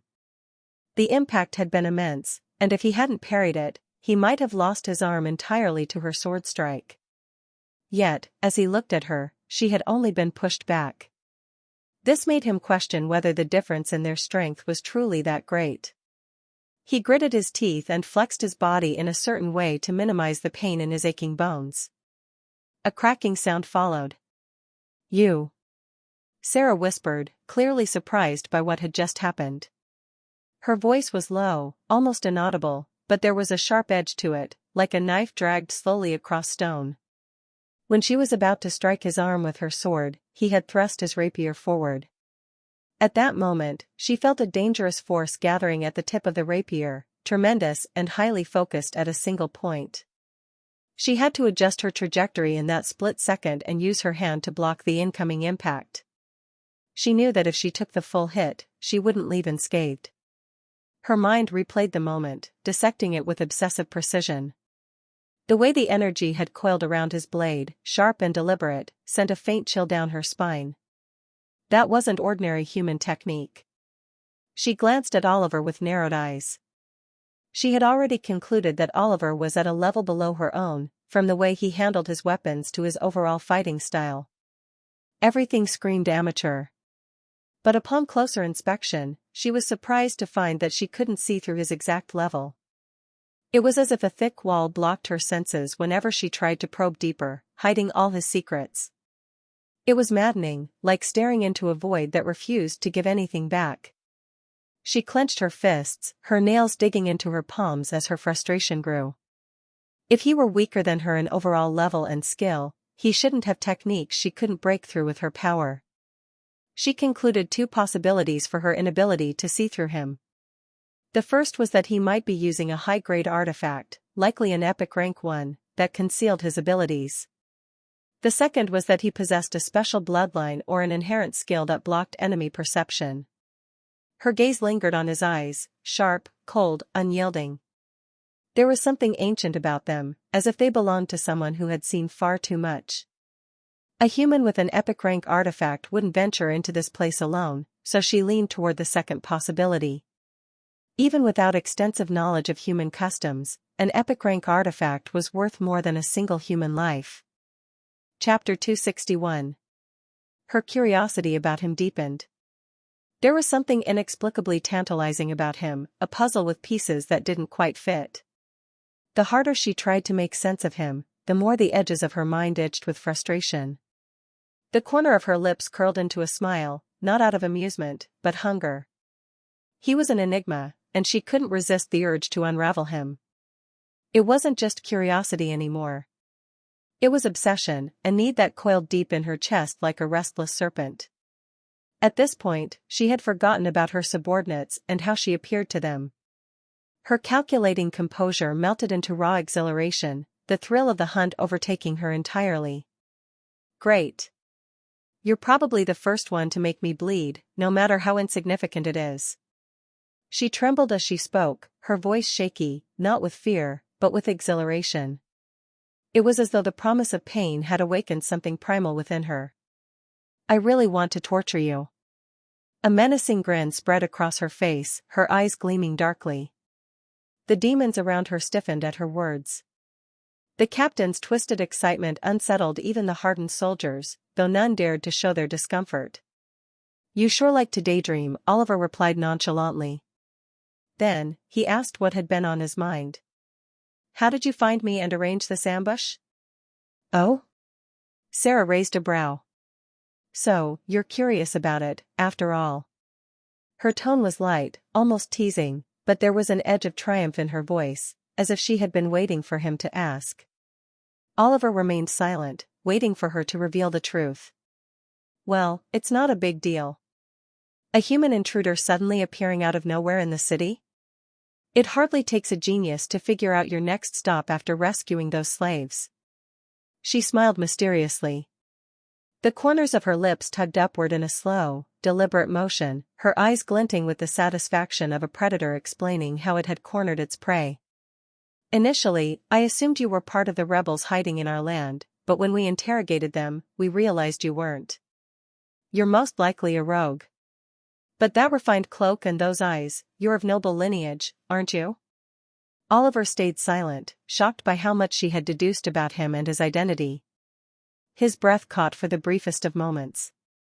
Her words were unnervingly accurate, each guess brushing dangerously close to the truth. So, it's a guess of mine, but apparently, you were transported here by accident. The rebel forces usually aren't reckless enough to rescue a few slaves and reveal themselves to us demons. Sarah lowered her sword and continued. Her movements were casual, almost lazy, but her gaze remained razor-sharp, watching his every twitch. I'd say you're quite naive and stupid. You didn't weigh the consequences of your actions, which led us to locate you without even needing diviners. After that, it was easy to subdue the rebels in their hideout and use them to lure you out. They're familiar with such terrains, like filthy rats. Oliver took a deep breath. The weight of her words sank into him, heavy and unrelenting, dragging him down into his own thoughts. So, that's how it is. This was something he had overlooked. It was his fault for recklessly tangling with the Inquisitors to save a few humans. Was it because of his conscience? Because he sympathized with other humans in worse conditions? The question swirled in his mind, like a slow-moving storm that wouldn't dissipate. He wondered if he could ever let go of such feelings or if they would eventually cause his demise. Yet, for some reason, the little girl who had recently become his student came to mind. He felt he had made the right decision at that time. Her face flickered in his thoughts, wide eyes filled with awe, determination etched into her young features. Somehow, she had become the symbol of the choices he could never bring himself to regret. Even thinking about it logically, the girl had extraordinary Aspera talent. If he hadn't saved her and let her die, such talent would have remained buried forever. How is it? Did that satisfy your curiosity? She asked. yes, it did. One more thing, Oliver paused before adding, how much did my previous attack damage you? Sarah frowned. How much did she suffer? Her fingers brushed against her side almost instinctively, where the faintest bruise had begun to form beneath her armor. She hid the motion, straightening herself with deliberate grace. I'd say it was barely decent, it did manage to counter my strike and push me back. What is this rapier technique called? She asked, her tone curious. Oliver told her the name, and they exchanged a few more questions and answers while the demons around them watched with dumbfounded expressions. The soldiers fidgeted where they stood, their confusion palpable. To them, the sight of their captain in a civil conversation with their enemy was surreal, almost blasphemous. They couldn't understand why their captain was conversing so casually with the target they were supposed to capture. Vasoth found it increasingly difficult to control his impatience at the humans' bold remarks and rude addressing of their captain. Finally, he couldn't hold back and shouted. Presumptuous! Human, know your place. You are speaking to an inquisitor, someone far above your filthy kind. The outburst shattered the tension, rippling through the crowd like a clap of thunder. All eyes turned toward Vasoth, some with approval, others with unease. Oliver paused and glanced at the feminine-looking demon in the crowd. Tilting his head, he asked, aren't you the one who ran when I sent your friend back to you? The question hit like a slap, sharp and humiliating. Vasoth's eyes widened briefly before narrowing, his expression twisting in fury. You dare! Vasoth's face turned red with anger and humiliation. He prided himself on his wit, which had earned him a place among the inquisitors, even if his raw strength was lacking. To be looked down upon by a mere human child, no demon could tolerate such provocation. It was a blow to his pride. To dare lay your filthy hands on an inquisitor, I'll make you beg for death soon, Vasoth spat in a sinister tone. Well, what can I do? He was so weak he died easily. Anyway, I did you a favor by exorcising him, Oliver replied, his tone casual and laid back. Chapter 262. The nonchalance in his voice, paired with the faintest hint of a smirk, was like oil poured onto the flames of Vasoth's temper. The demon's hands clenched into fists, his sharp nails digging into his palms as he struggled to rein in the fury building within him. His pride had already been bruised, but the human's taunts were salt on an open wound. Vasoth gritted his teeth, seething at Oliver's attitude. Interesting. Sarah interjected. How many moves did it take to take Droll down? Let me think, 5, no, maybe 4. Oliver put a finger to his chin as if in deep thought. His casual tone was deliberate, designed to infuriate, and it worked. The surrounding demons exchanged uneasy glances, their confidence in their superiors momentarily shaken by the implication. The simplicity of his answer made the surrounding demons stiffen. A hush fell over the crowd, each soldier processing the implications. The silence grew heavy, broken only by the faint rustling of the wind and the distant crackle of torches. For the first time, the soldiers felt a flicker of doubt, a crack in the aura of invincibility they associated with their captain. Impressive. Your bone density and aura. How old are you, really? Sarah asked, her curiosity piqued. She didn't care about others and seemed unaffected by Droll's death. I don't really keep track, but I should be close to 10 by now. Sarah fell silent, her usually sharp expression giving way to something unreadable. Her narrowed eyes flicked over his form, searching for signs of deceit, but there was none. His words hung in the air, heavy and undeniable. She had hoped her analysis was wrong and that he was deceiving them with his appearance and fresh aura. But reality hit differently. He was really just a kid. Her gaze lingered on him, the realization sinking in like a stone dropped into deep water. Each ripple of thought left her more unsettled than the last. The air seemed colder now, the weight of the revelation pressing down on her shoulders. A child had bested one of her inquisitors, a child with power that challenged the common knowledge about humans. A human kid had managed to take down one of the inquisitors. It wasn't Vasoth, who lacked strength, but Droll, someone well-suited for combat. Were her subordinates weak? No. It was this kid, this human child. He was a monster that Droll couldn't defeat. I think it's time to end this. Let me ask you, are you willing to submit yourself? If you are, your interrogation will be less painful than it would be if I have to force you to submit. She spoke in a serious tone, her aura backing her statement. The oppressive energy radiating from her pulsed outward, pressing against Oliver like an invisible weight. It was a warning, and the surrounding demons stood straighter, invigorated by her commanding presence. Interrogation by you inquisitors to be less painful? I might have believed you for a moment if your little subordinate back there hadn't threatened me so maliciously, Oliver sneered. And you actually expect me to believe a demon? The mockery in his tone cut through the tension like a razor. His smirk returned, though faint, as he watched for her reaction. Sarah laughed lightly and said, "You shouldn't. It wouldn't be interesting that way. I want you to struggle to your last breath as we extract every piece of information from your skull." She grinned and disappeared, leaving behind a flash of silver in the dark. The sudden burst of movement caught Oliver off guard, and his instincts screamed in alarm. He strained his eyes, channeling Aspera in a controlled manner to his nerves and enhancing his sight to the maximum. Her speed was ridiculously fast for him to follow otherwise. Clang! Swish! The sound of metal clashing, the screeching of weapons grinding against each other, and the faint tapping of footsteps against the cold, muddy floor, all of it synchronized perfectly. Oliver countered as much as he could, but as seconds passed, the strikes he failed to deflect increased, his blind spots widened, and his form became unbalanced. Sweat dripped down his temple, stinging his eyes as his movements became more erratic. His muscles screamed in protest, but he gritted his teeth and pushed forward, refusing to give in. Sarah, though confident, was also cautious. She herself had experienced the devastating counter from that rapier earlier. As much as she hated to admit it, the technique was incredible. She hadn't told Oliver everything when he asked about the damage she had inflicted. For obvious reasons, she didn't want him to have any hope of scratching her again.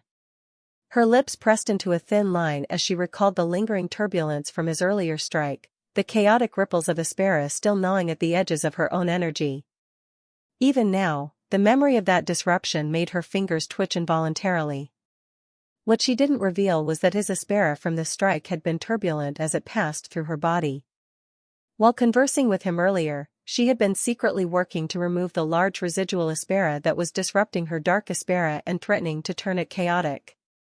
It was a flawless rapier technique, effortlessly transferring one's own Aspera into the enemy's system in a chaotic and discreet manner.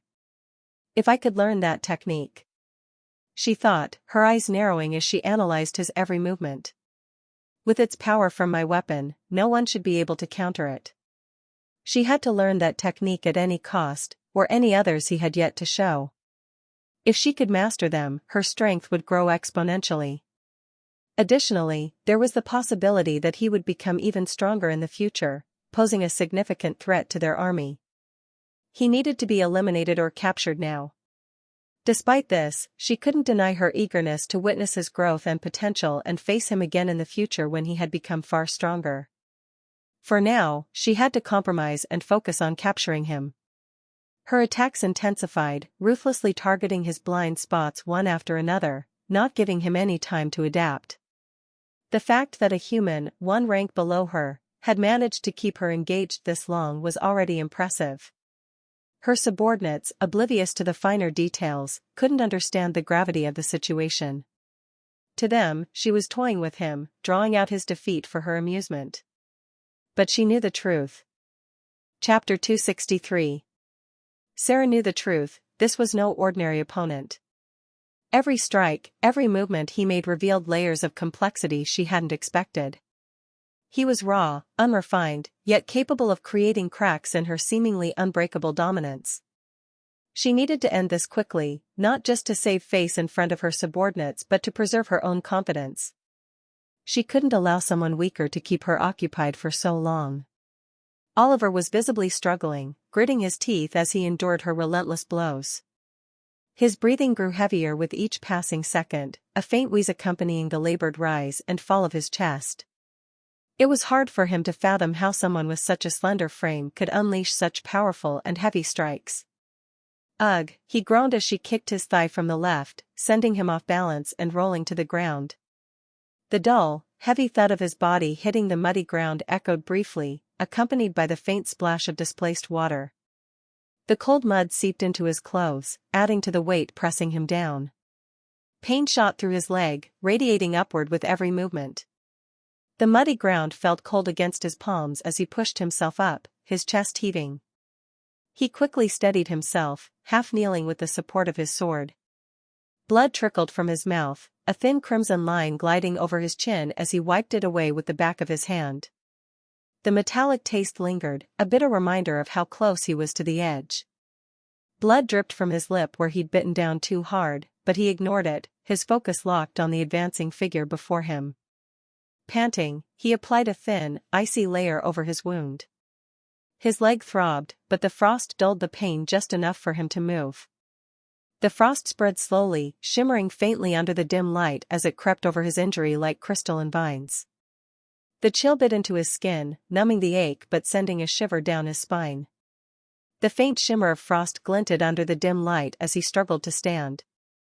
Ice element, Sarah remarked, eyeing the crystalline formation. Her gaze lingered, sharp and probing. The frost wasn't just practical, it was deliberate, controlled. It told her that, despite his apparent weakness, he still had more to show. "You're still holding back, even now," she sneered. "I don't believe you defeated Droll with just your weapon skills. If you did, then he deserved to die for being unable to handle such an amateur." She pointed her sword forward, looking down at him with eyes glowing faintly. Dark energy swirled around her blade like tendrils of smoke, poised to strike. "Human, show me. What are you hiding?" Tilting her sword slightly, she added, "If not, I will kill you." Oliver didn't doubt her. The murderous intent radiating from her was proof enough of her sincerity. Just as her sword neared him, a torrent of pitch-black flames erupted from him, surging rapidly toward her blade and engulfing everything around them. The flames surged outward like a tidal wave, their inky blackness devouring the space between them in an instant. The sudden burst of heat and energy illuminated the battlefield. The flames roared like a living beast, consuming everything in their path. The air grew stifling, thick with the acrid scent of burning earth. Shadows danced wildly in the fiery glow, their shapes twisting and writhing as if alive.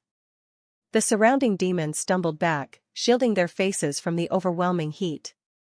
Their normally rigid composure shattered as they recoiled instinctively, some raising their arms, others staggering away with startled cries. The sheer intensity of the flames seemed to scorch the courage out of them. Sarah jumped back instantly. Her eyes narrowed as she scrutinized her weapon. The solid metallic surface of her specially crafted sword was engulfed in black flames, burning fiercely. The fire clung to the blade like a living parasite, its dark tendrils hissing and snapping as they fed off the weapon's energy. She swung her sword in a rapid flurry of movements. The speed of her strikes generated powerful gusts of wind, yet the flames clung stubbornly to the blade. "What is this fire? It wasn't extinguished by the wind?" Sarah observed keenly, peering into the flickering blaze. Each ember crackled ominously, resisting her attempts to snuff it out. It wasn't just fire, it was something far more insidious, an elemental force that defied her understanding. Despite its comforting color, the flame's attribute felt sickening. Is there a specific condition to nullify it? Or a special material? She pondered the possibilities. Her mind raced as she recalled centuries of battle knowledge and history she was taught, searching for something, anything, that resembled this strange energy. But nothing came close. She felt she could brute force the flame to extinguish, but that wouldn't be efficient. This fire was strange and worth preserving for study. This needs to be investigated as well, she thought, recognizing its harmful effect on demons. It reminded her of the cursed holy element. The memory sent a faint shiver down her spine. The holy element, something she had encountered only once before, had left scars on countless veterans both physical and mental. This flame carried the same weight of danger. A glass bottle appeared in her other hand, a rare artifact from her storage ring. Its surface shimmered faintly, runes etched along its sides glowing softly as it activated. The bottle pulsed with containment power, designed to capture and store even the most volatile of substances. In an instant, the sword shrank, fitting perfectly into the bottle along with the fire. To think I'd have to use this rare artifact now. But if I can uncover the origin of this flame, it'll be worth it. She stored the bottle back in her ring and summoned another gleaming sword. The new blade glimmered with an ominous red hue, its edges serrated like the teeth of a beast. Her gaze returned to the human boy stabilizing himself amid the black flames. It was almost as if he were using his last line of defense to buy time. His figure was a silhouette against the roaring fire, battered but unbroken. There was a grim determination in the way he held himself, his body trembling but his eyes steady. Sarah frowned. How should she breach the barrier of flames? She stared at the boy at the center of the blaze, their eyes meeting once more. There was a provocative glint in his gaze, an icy calm that felt strangely familiar. Chapter 264. It wasn't the look of someone resigned to defeat, it was the look of someone calculating, planning, waiting. A predator looking down at its prey. A peculiar feeling stirred within her as memories from her past resurfaced. She recalled the incident of her past when she was just a child. Their home was attacked by human exorcists and she was with her uncle at that time who was fighting with the humans. Her uncle was the commander of their estate and the head of the local army. The humans didn't stand much chance against his sinister powers and fell one by one like leaves of an old tree.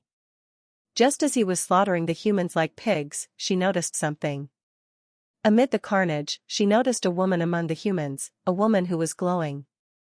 The memory flashed vividly in her mind, the woman's silhouette surrounded by a radiant aura that seemed to pierce through the blood and darkness of that day.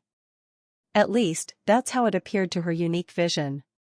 Since birth, she had been different, she could see what others could not. She was able to see the glow of individuals, a manifestation of their strength or potential. Her uncle's glow had always been the brightest among the demons she knew. But the glow of that human woman was unlike anything she'd ever seen.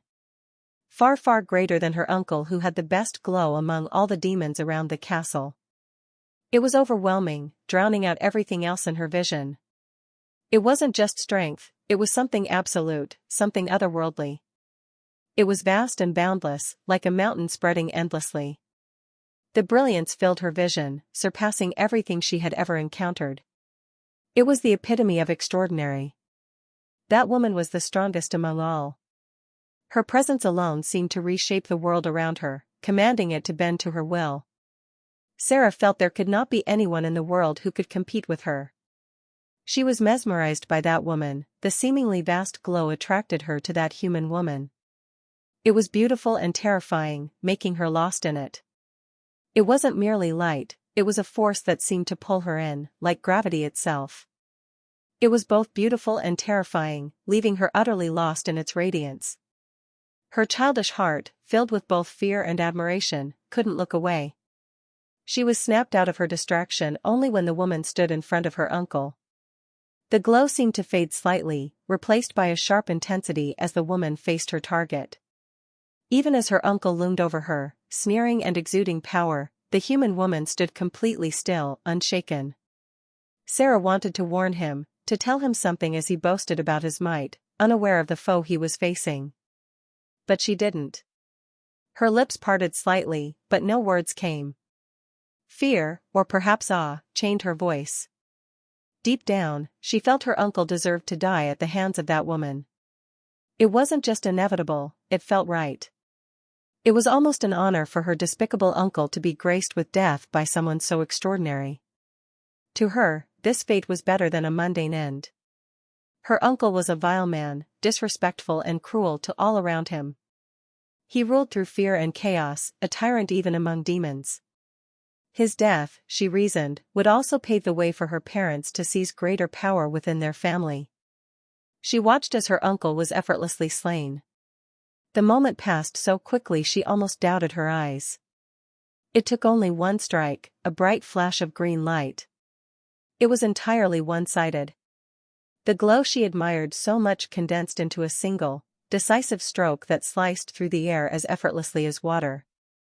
The woman barely moved a hand or foot before her uncle was beheaded in an instant. Was that all the strength of the head of their army amount to? Just one strike? As she stood frozen, staring at the scene, the human woman turned and looked directly at her from the great distance between them. Her eyes, cold as frost and beautiful as the stars, met her own childish gaze. It felt as if the world had stopped. Her body refused to move, as though those piercing eyes had frozen her in place. She felt insignificant beneath their piercing stare. It was the last thing she remembered before she passed out on the spot. The overwhelming pressure, both physical and emotional, crushed her. Darkness swallowed her consciousness. Later, the servants who had fled the territory carried her away. The humans, as expected, eventually captured the land. Since that day, she had always wished to meet the woman again. Not for revenge. Not even for answers. She simply wanted to feel that radiance once more, to stand in its presence and understand what made it so incomprehensibly vast. Now, in this moment, she felt an uncanny sense of déjà vu. When she looked into his eyes, they were different from that woman's, yet they carried a strange familiarity. The same piercing clarity, the same weight that felt far older than it should have. It wasn't the exact same, but it was close enough to make her breath hitch. Is this boy related to that woman somehow? As this thought crossed her mind, the ground began to tremble, and all the demons nearby felt a suffocating pressure descend upon them. They looked at their captain in fear. The air grew thick, almost tangible, pressing down on their shoulders like an invisible hand. Some stumbled backward, others froze in place, their breaths coming shallow and quick. Oliver, too, felt the weight pressing down on his shoulders. His knees nearly buckled under the force, and a low groan escaped his lips, though he quickly gritted his teeth to stifle it. He kept his focus on her, sensing that she was about to strike again. Was she enraged by his flames? He did damage her sword after all. Chapter 265. Was she enraged by his flames? Human. A deep, sinister voice rang in his ears, making the hairs on his neck stand on end. It wasn't just her words, it was the weight behind them, a vibration that reverberated through the air and seemed to dig into his very bones. The voice wasn't loud, but it carried a resonance that seemed to echo inside his skull, a grating, malevolent whisper that sent chills down his spine. The voice was dark and menacing, a true demon's whisper. A demon's whisper was a heritage inherited by demons of higher bloodline. Depending on their affiliation with the seven sins, they could manifest a demon's whisper when their desires are highly amplified, be it from wrath, pride, lust, greed, envy, or anything else. The demon's whisper was a terrifying ability. When used, it could force the opponent to completely surrender to the demon's control and reveal even the darkest of their secrets. Depending on the demon's bloodline, the demon whispers often had secret F-texts too, as per their affiliation to the seven sins. Tell me, are you related to the Death Witch? As soon as she uttered those words, a wave of goosebumps surged over his skin. It was like a freezing wind had swept through the battlefield, chilling him to the core. It felt like ice water had been poured down his back.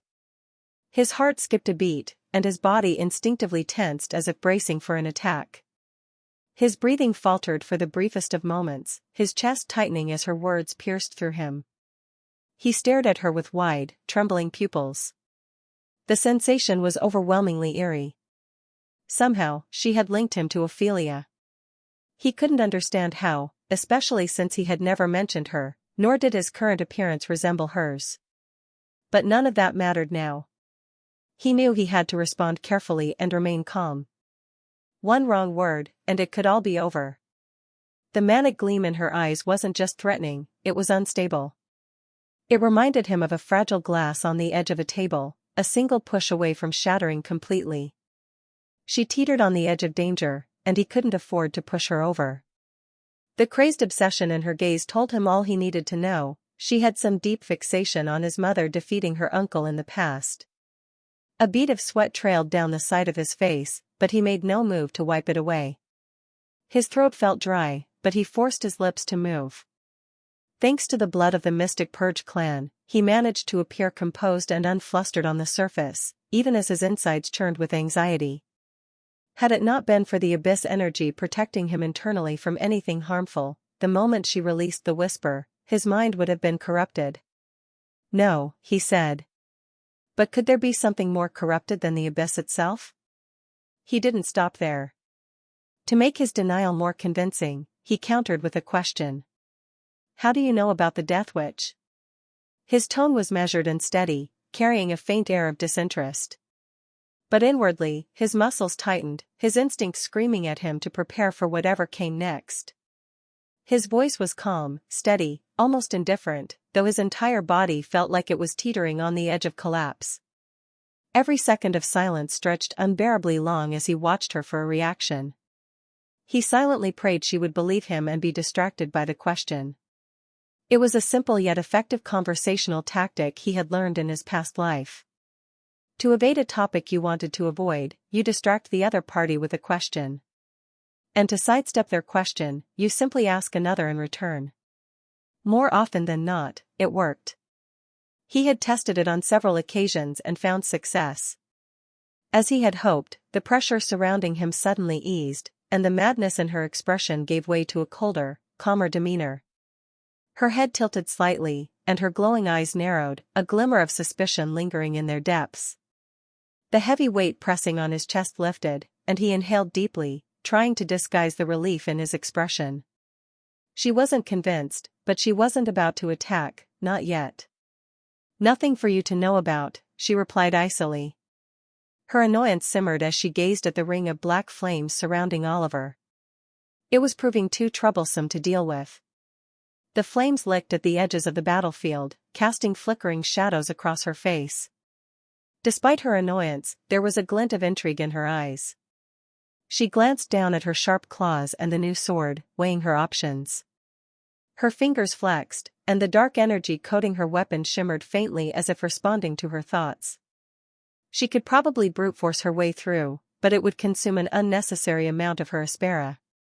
She remained cautious, unsure if he had more tricks up his sleeve. It would be an inefficient way to proceed.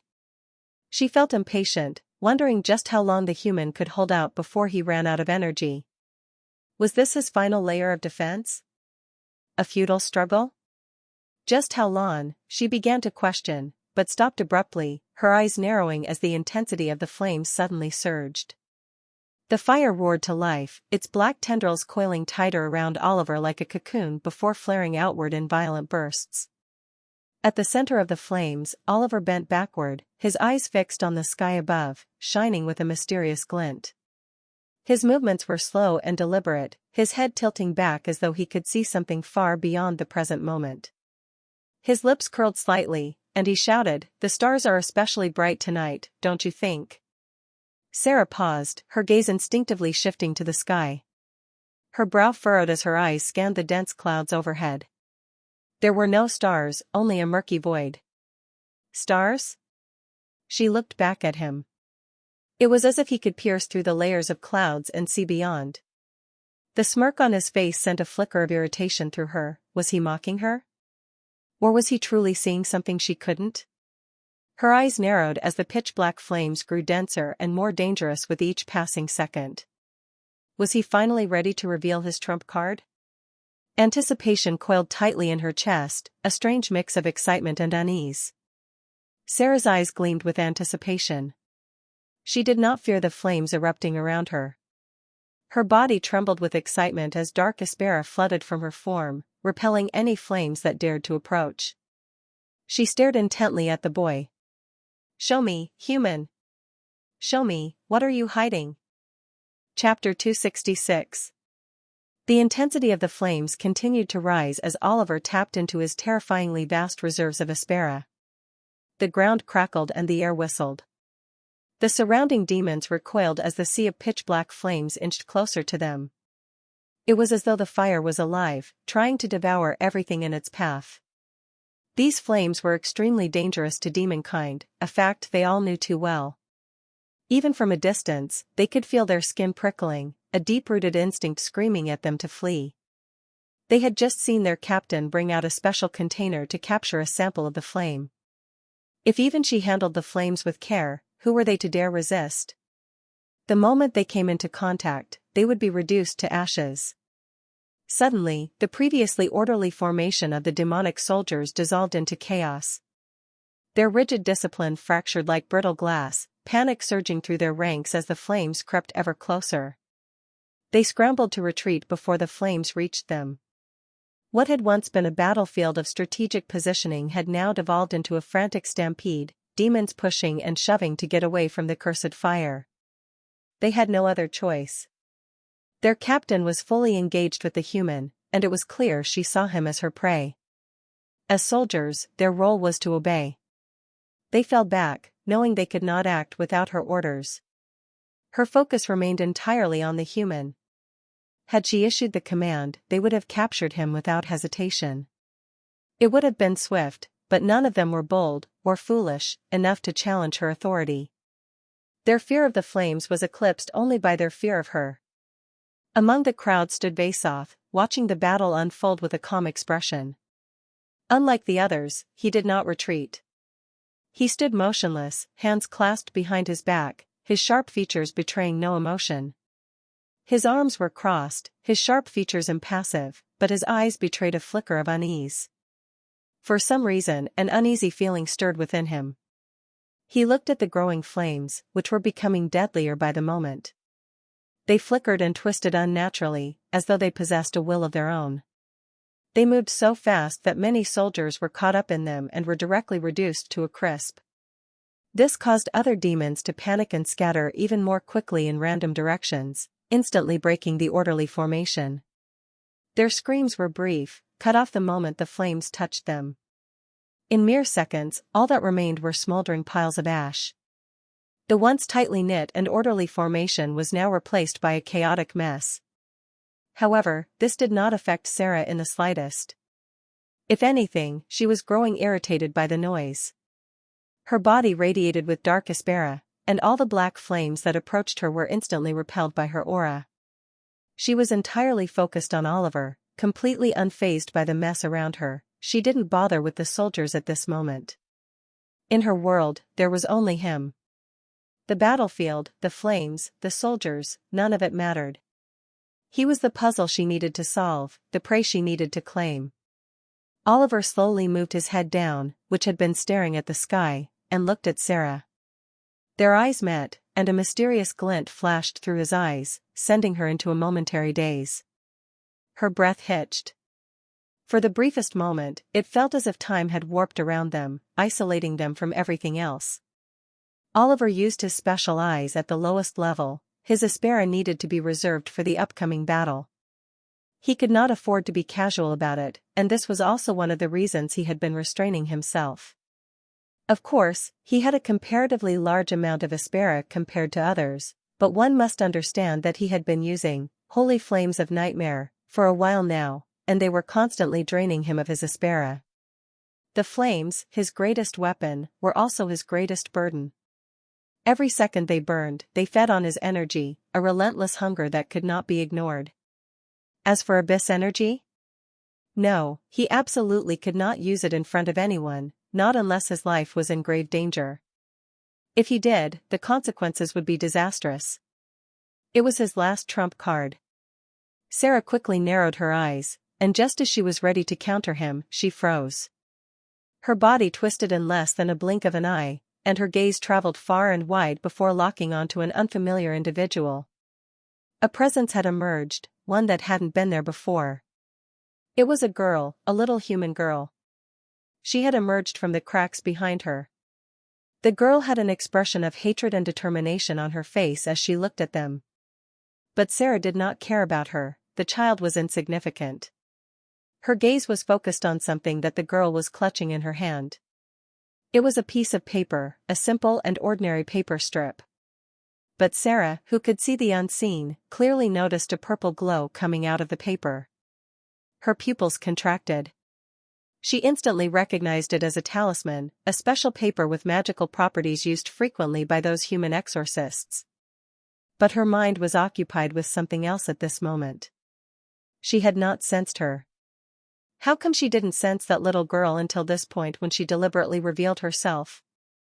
How did she not find her when she previously scanned the area? Even before she faced Oliver, the moment the demon soldiers surrounded the premises to trap the human inside, she had used her senses to cover the whole mountain region, covering everything in her perception. She had a very sharp sense of perception. It was ridiculous that she was not able to sense a powerless human girl. Her instincts screamed that this was no mere coincidence. It was not her abilities that were lacking but the humans she was not able to detect. This wasn't the first time.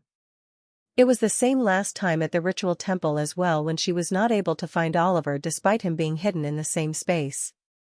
It was most likely related to that only. There were only two possible scenarios here that could have made this happen. Her gaze deepened. Chapter 267. First, that he had a special high-rank artifact that clouded his presence from her senses, and the second being a special ability that he used to hide himself and that human girl. If it was the first, then why had she sensed nothing, not even distortions? And if it was the second, then just what was he? The possibility sent a slow, creeping unease through her. This made her interested and cautious. Such an ability was quite terrifying.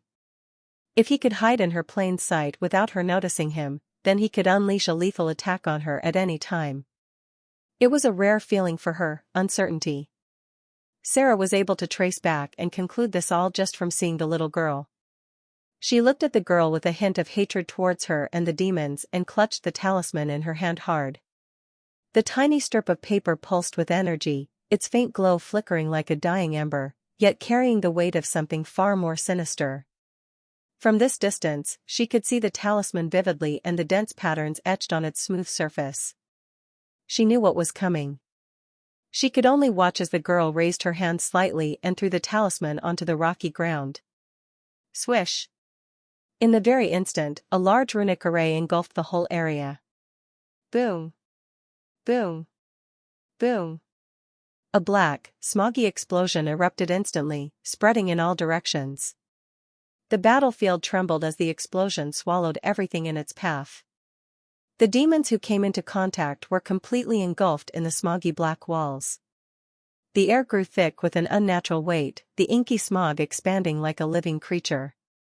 The moment it touched flesh, it clung and devoured, dragging panicked shrieks into the darkness. Sarah was also engulfed before she could even react. The nightmare flame served as a sort of catalyst, and the moment the talisman was released, it reacted violently and quickly spread in all directions.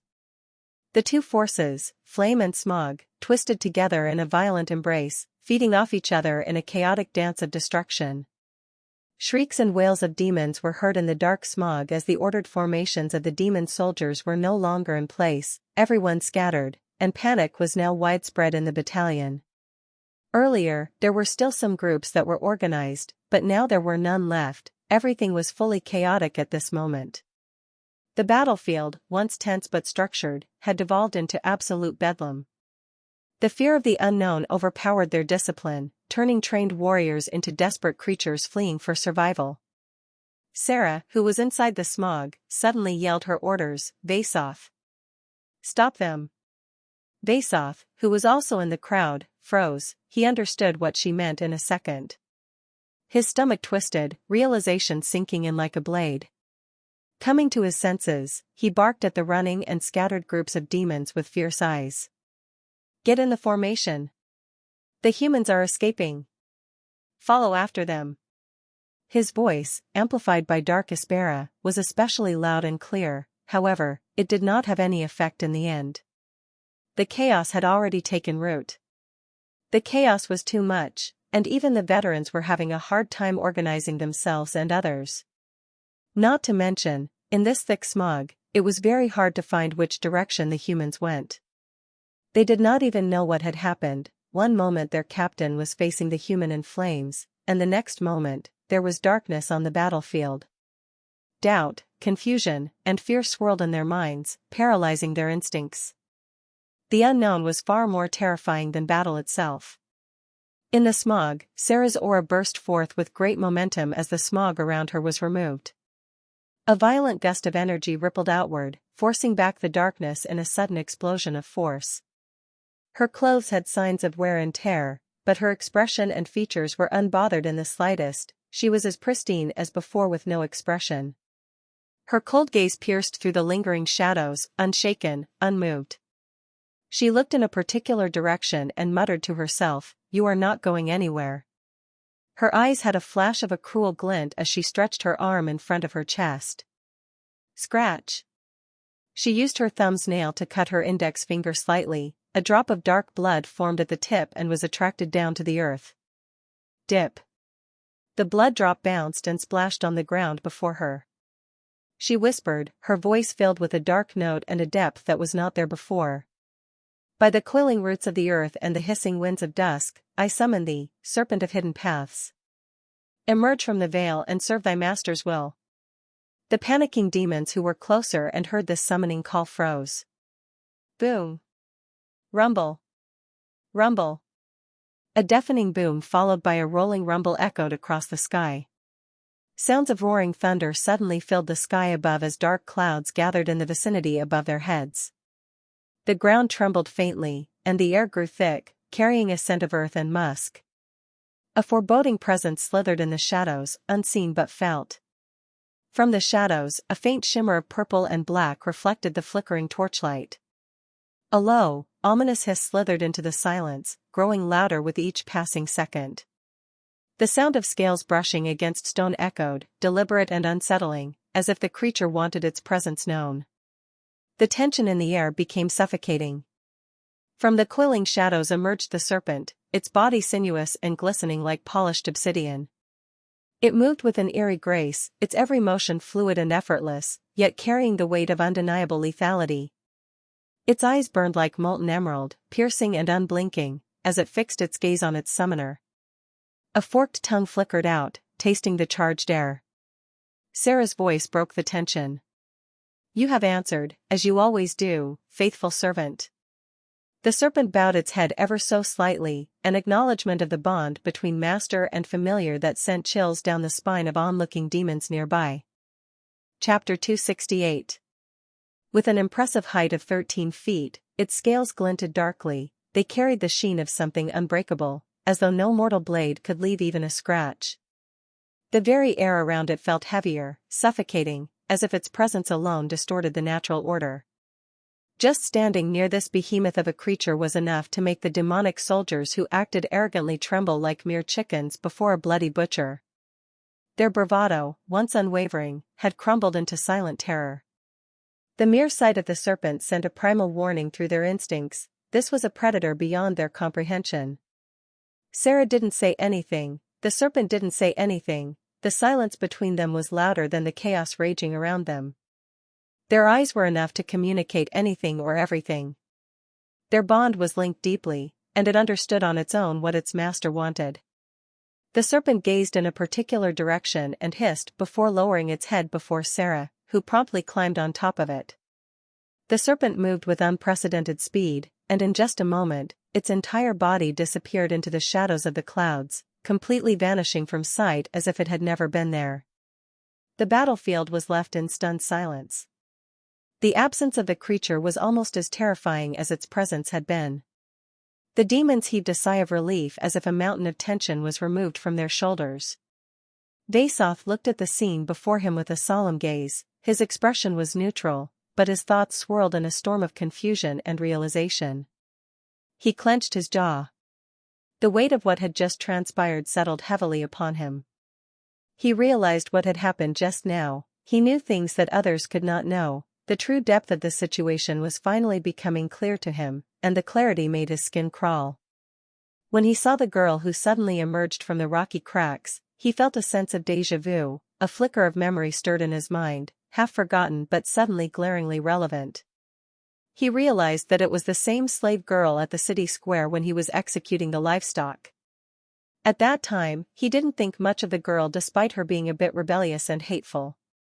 She had been just another insignificant human, a speck among many, a face to be forgotten the moment she disappeared from his sight. But looking at it now, he realized that girl was not insignificant at all, she was very important. The human they had been chasing after for so long was related to this girl in some way, definitely. Otherwise, his actions made no sense. Why risk everything for a mere slave? In Vasoth's opinion, this girl was likely his blood-related family. It was the most logical explanation. There could be other scenarios too, but this was most likely the case. He wouldn't have risked so much if not for something deeply personal. From the moment the human boy provoked them in the city, took the risk in a city full of demons and inquisitors, his motive had been obvious all along. It was that girl. From fighting and killing Droll to openly revealing himself to them, was it really just to save some slaves? No. There was a deeper reason, one far more calculated than mere morality. It was evident that what he did must have been for her. No one would be reckless enough to act so chaotically in a demonic city without a personal stake in the matter. The other slaves were fortunate enough to be with the little girl and were saved too. They had been nothing more than collateral, a side effect of his real goal. Then after that, the humans slaughtered a remote corner of the city discreetly without alerting anyone, and when the incident was actually reported, it quickly escalated to the city lord, making the whole situation and area very busy. It was the perfect diversion. He and Sarah were called by the city lord to discuss this matter while they were busy conducting their search for the human. And this was exactly what the human had wanted. He had maneuvered them into this position from the very beginning. He used this situation as a distraction, and in that moment, he broke through the city gates along with the girl. Later, to confuse them, he used multiple decoys along the way. Had they not planned to uproot remaining human rebels before coming to this city, they would not have noticed such obvious signs. But even those were breadcrumbs meant to be found. They knew where he would be headed, given the number of slaves he had with him, and directly ambushed him there. But unexpectedly, he wasn't fazed. He still dared to fight against their captain. Did he already anticipate that the captain would challenge him to a duel? Had he accounted for her pride, her need to dominate her prey? If not, then did he deduce everything beforehand? Vasoth felt a cold chill slither down his spine as he realized they had been playing according to Oliver's plans from the start.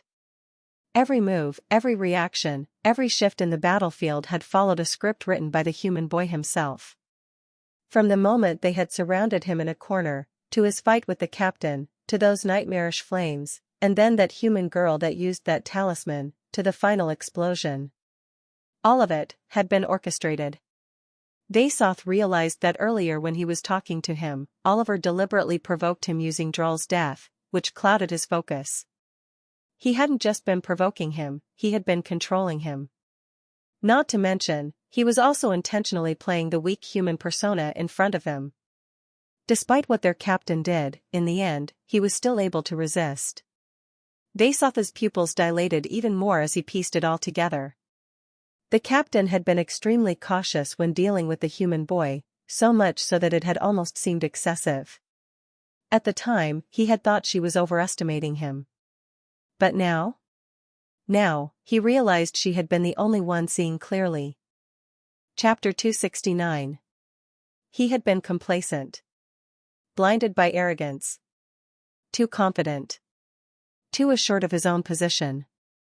He thought that since they had their battalion surround and corner the human, they had already won. And that was the mistake. He did not take the captain's advice seriously enough. The captain had kept talking to the human, trying to make him reveal all his cards, while Vasoth had believed the boy was already at his breaking point.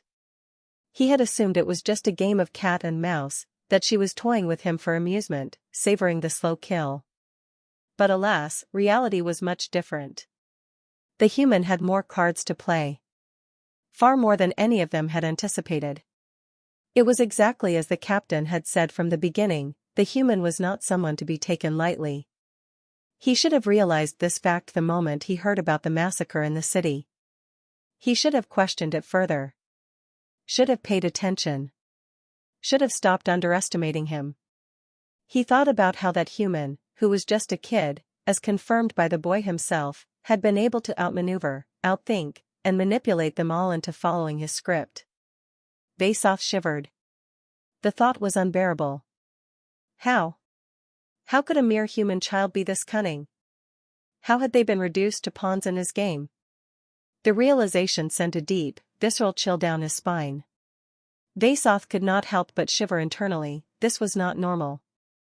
That kid, at his age, was such an abnormality. A deviation from logic itself. He dared not imagine what he would turn into if he was allowed to live and grow any further. A monster. He prayed in his heart that the captain would succeed. Capture him. Kill him. Anything. He no longer cared about the boy's secrets anymore, he only wanted him dead. Because if that boy survived, what kind of nightmare would he become in the future? Vasoth was now regretting his own cowardice at the city square, leaving the slaves behind. He should have taken them. Especially that little girl. The one the human had gone through so much trouble for. If only he had taken her along, they would have had a noose around his throat. A perfect leverage. If Vasoth had not guessed wrong, he was certain the girl was related to the abnormal human. Vasoth did not know that the boy did not even know the little girl before coming to the city. He should not have ignored the captain's words before. When she was being cautious, he should have been doubly cautious of the human. But he had been blind. Those strange flames. That talisman. The silent massacre, he should have realized this long before. That human. He was playing them from the start. Just imagining the sheer amount of foresight the boy put into this made his scalp numb and his back grow cold. Had it been him instead of the captain leading this, he might already be dead. And the battalion with him. That was the sheer weight of his fear, the undeniable truth that the boy's intellect and strength were far beyond what they had assumed. The main reason behind his fear was his age. He was still a child. A human child. The captain would have sensed it had he been older. He should not have such abnormal abilities at this point of growth. It defied logic, defied nature. And it made him fear the vast potential the human bore. If he was this dangerous now, then what would he be in 5 years? 10? The thought alone made his fingers tremble. He slowly turned to look in the direction where the captain had left and desperately prayed. She had to succeed. She had to. Underscore underscore underscore underscore underscore underscore underscore underscore underscore underscore underscore underscore underscore underscore. Meanwhile. Teacher. The girl bit her lip as she looked up at the person of admiration. Right now, she was being carried by Oliver as he moved at full speed, crossing cliffs with her held securely in his grasp. The wind howled around them, whipping through her hair as his steps barely faltered across the uneven terrain. He was bleeding from his head, and his expression was sharp, unwavering, as if nothing could shake him. She knew he was in pain. She could feel it in the faint tightness of his grip, in the barely noticeable tension in his jaw. And yet, he did not falter. She felt like a burden at this moment, having to be carried around like this by him and only decreasing his speed. Her hands clenched into fists. It was clear to her what had happened before. That strange woman was stronger than them. Her teacher had struggled against her, enduring her overwhelming attacks. But he still endured. For her. Yes, he was holding on for her sake. There was no other explanation. She believed that if he had wanted to escape on his own safely, he could have done that long ago. Why did she think so? Because of his ability.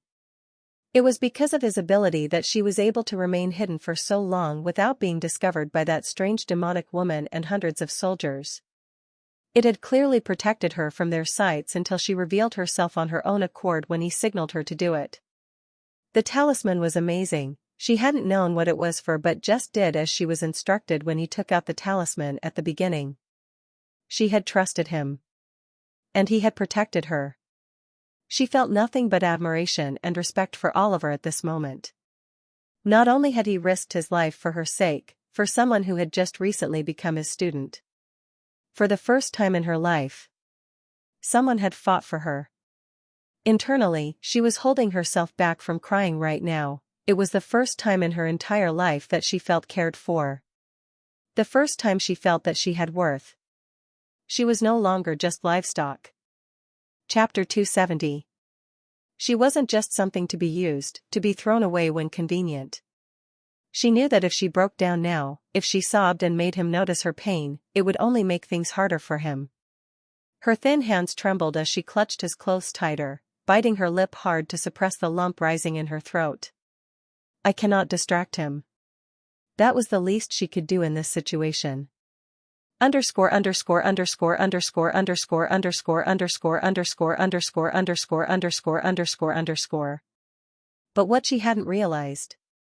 Oliver was not as admirable as she believed. She did not think about other things in her mind. As she had said in her own words, she was hidden because Oliver used abyss energy to cover her presence and risked his life out there for her. But, was that really the case? If he could mask her presence using abyss energy, then why had he not done the same for himself? Couldn't they both have remained hidden from the Inquisitors and the soldiers? Why would he risk his life to fight? Was it really so simple? The answer: no. Oliver had deeper plans than that. It was a well-thought-out strategy. A game of manipulation, deception, and calculated risk. What exactly was his reason? What was the plan? First, his main aim was to redirect the hunt. If Oliver had remained hidden, the Inquisitors would have continued searching, dragging out the pursuit indefinitely. Their patrols would have expanded, their search growing sharper and more ruthless with time. Eventually, they would have found something. By engaging in battle, he took control of the narrative, made himself the sole target. He dictated the flow of events, ensuring all attention was on him. And more importantly, ensuring her safety. Second, he had planned to eliminate key threats, but only in a controlled manner. Instead of waiting to be discovered at an inopportune time, he chose his own battlefield. He assessed his enemies, memorized their formations, and plucked the most dangerous pieces off the board one by one. When he was using holy flames of nightmare, before, he was not spreading them around randomly. Every flicker, every ember had a purpose. He was using them in a controlled manner to exorcise the demons he found most troublesome. While engaging Sarah in conversation, his mind had been working non-stop. Analyzing their troop formations, noting weak points, observing their movements. It was quite simple: the strongest were in front, the weaker ones behind for support. So he cut through them slowly, subtly. He let them believe he was merely thrashing in desperation, going berserk out of fear. But in truth, he was thinning their numbers right under their noses. Thirdly, he had already planned on forcing a strategic retreat from the moment they surrounded him. He knew he couldn't win a direct battle against overwhelming numbers. But that wasn't the point. Victory wasn't always about defeating your opponent. Sometimes, survival itself was the greatest win. By fighting just enough to appear injured, by feigning desperation, he led the chase into difficult terrain. And in doing so, he forced them to split. Once separated from the main force, they were no longer an army. They were scattered prey. That's when his real strategy began. Ambush. Assassination. Traps. Picking them off in silence. Of course, there were complications. Sarah was far stronger than he had expected. She hadn't given him even a moment to prepare traps. She was relentless. Not only was she powerful, she was perceptive. She had known from the very beginning that he was hiding something and had kept forcing him to reveal his hand. Fortunately, he had managed to hold on, keeping her from figuring out the full extent of his plan before it was too late. He didn't doubt her abilities. If she had even a little more time, she would have unraveled everything. But that was fair enough. Because now, he had created enough chaos to make pursuit far more difficult. Next, he had also used psychological warfare. If he had simply run and hidden, his enemies would have thought of him as nothing more than a rat scurrying away. But by showing calculated defiance, by making them struggle just to wound him, he changed the way they saw him. He became something more than prey. He became a threat. A living uncertainty. And uncertainty is fear. It would make the enemy more hesitant to engage recklessly in the future, allowing him to create fear and doubt around his presence. And if your enemy fears you, they will always hesitate. And hesitation was all he needed. It would buy him time. And time was power. And finally, this was also a long-term investment for his influence. His fight had never been just about survival. It was about turning this situation to his long-term advantage. By making himself appear like a selfless teacher protecting a helpless girl, he secured something far more valuable than an immediate victory. Loyalty. Oliver was a strong believer in investing in talent early. The girl had potential. She had displayed a unique ability to sense aspera, something rare, something unnatural. A mysterious physique. A possible exorcist in the making. If nurtured correctly, she could become a force to be reckoned with. And even if their paths separated one day, her existence alone could be useful. Information. Abilities. Connections. He knew from experience, a small act of kindness today could yield power tomorrow. And power was something one could never have enough of. Leaving a good impression on talented people was an investment for the future. Because anyone could become useful at the right time. And so, from the very beginning, Oliver had planned everything long before the battle had even started. It was not that he was always this clever. But maybe it was desperation. The impending threat of death. The necessity of survival. Something had pushed him to devise such a precise, ruthless plan. And in the end, it had worked. His plan was perfect. Heavy checkmark, the girl was safe. Heavy checkmark, his enemies were thinned. Heavy checkmark, a reputation of fear had been planted. Heavy checkmark, loyalty had been secured. Now, he just had to get as far away as possible. Then everything would be resolved. He heaved a sigh of relief, feeling that it would not be long before he could finally have peace of mind. But plans don't always go as expected, do they?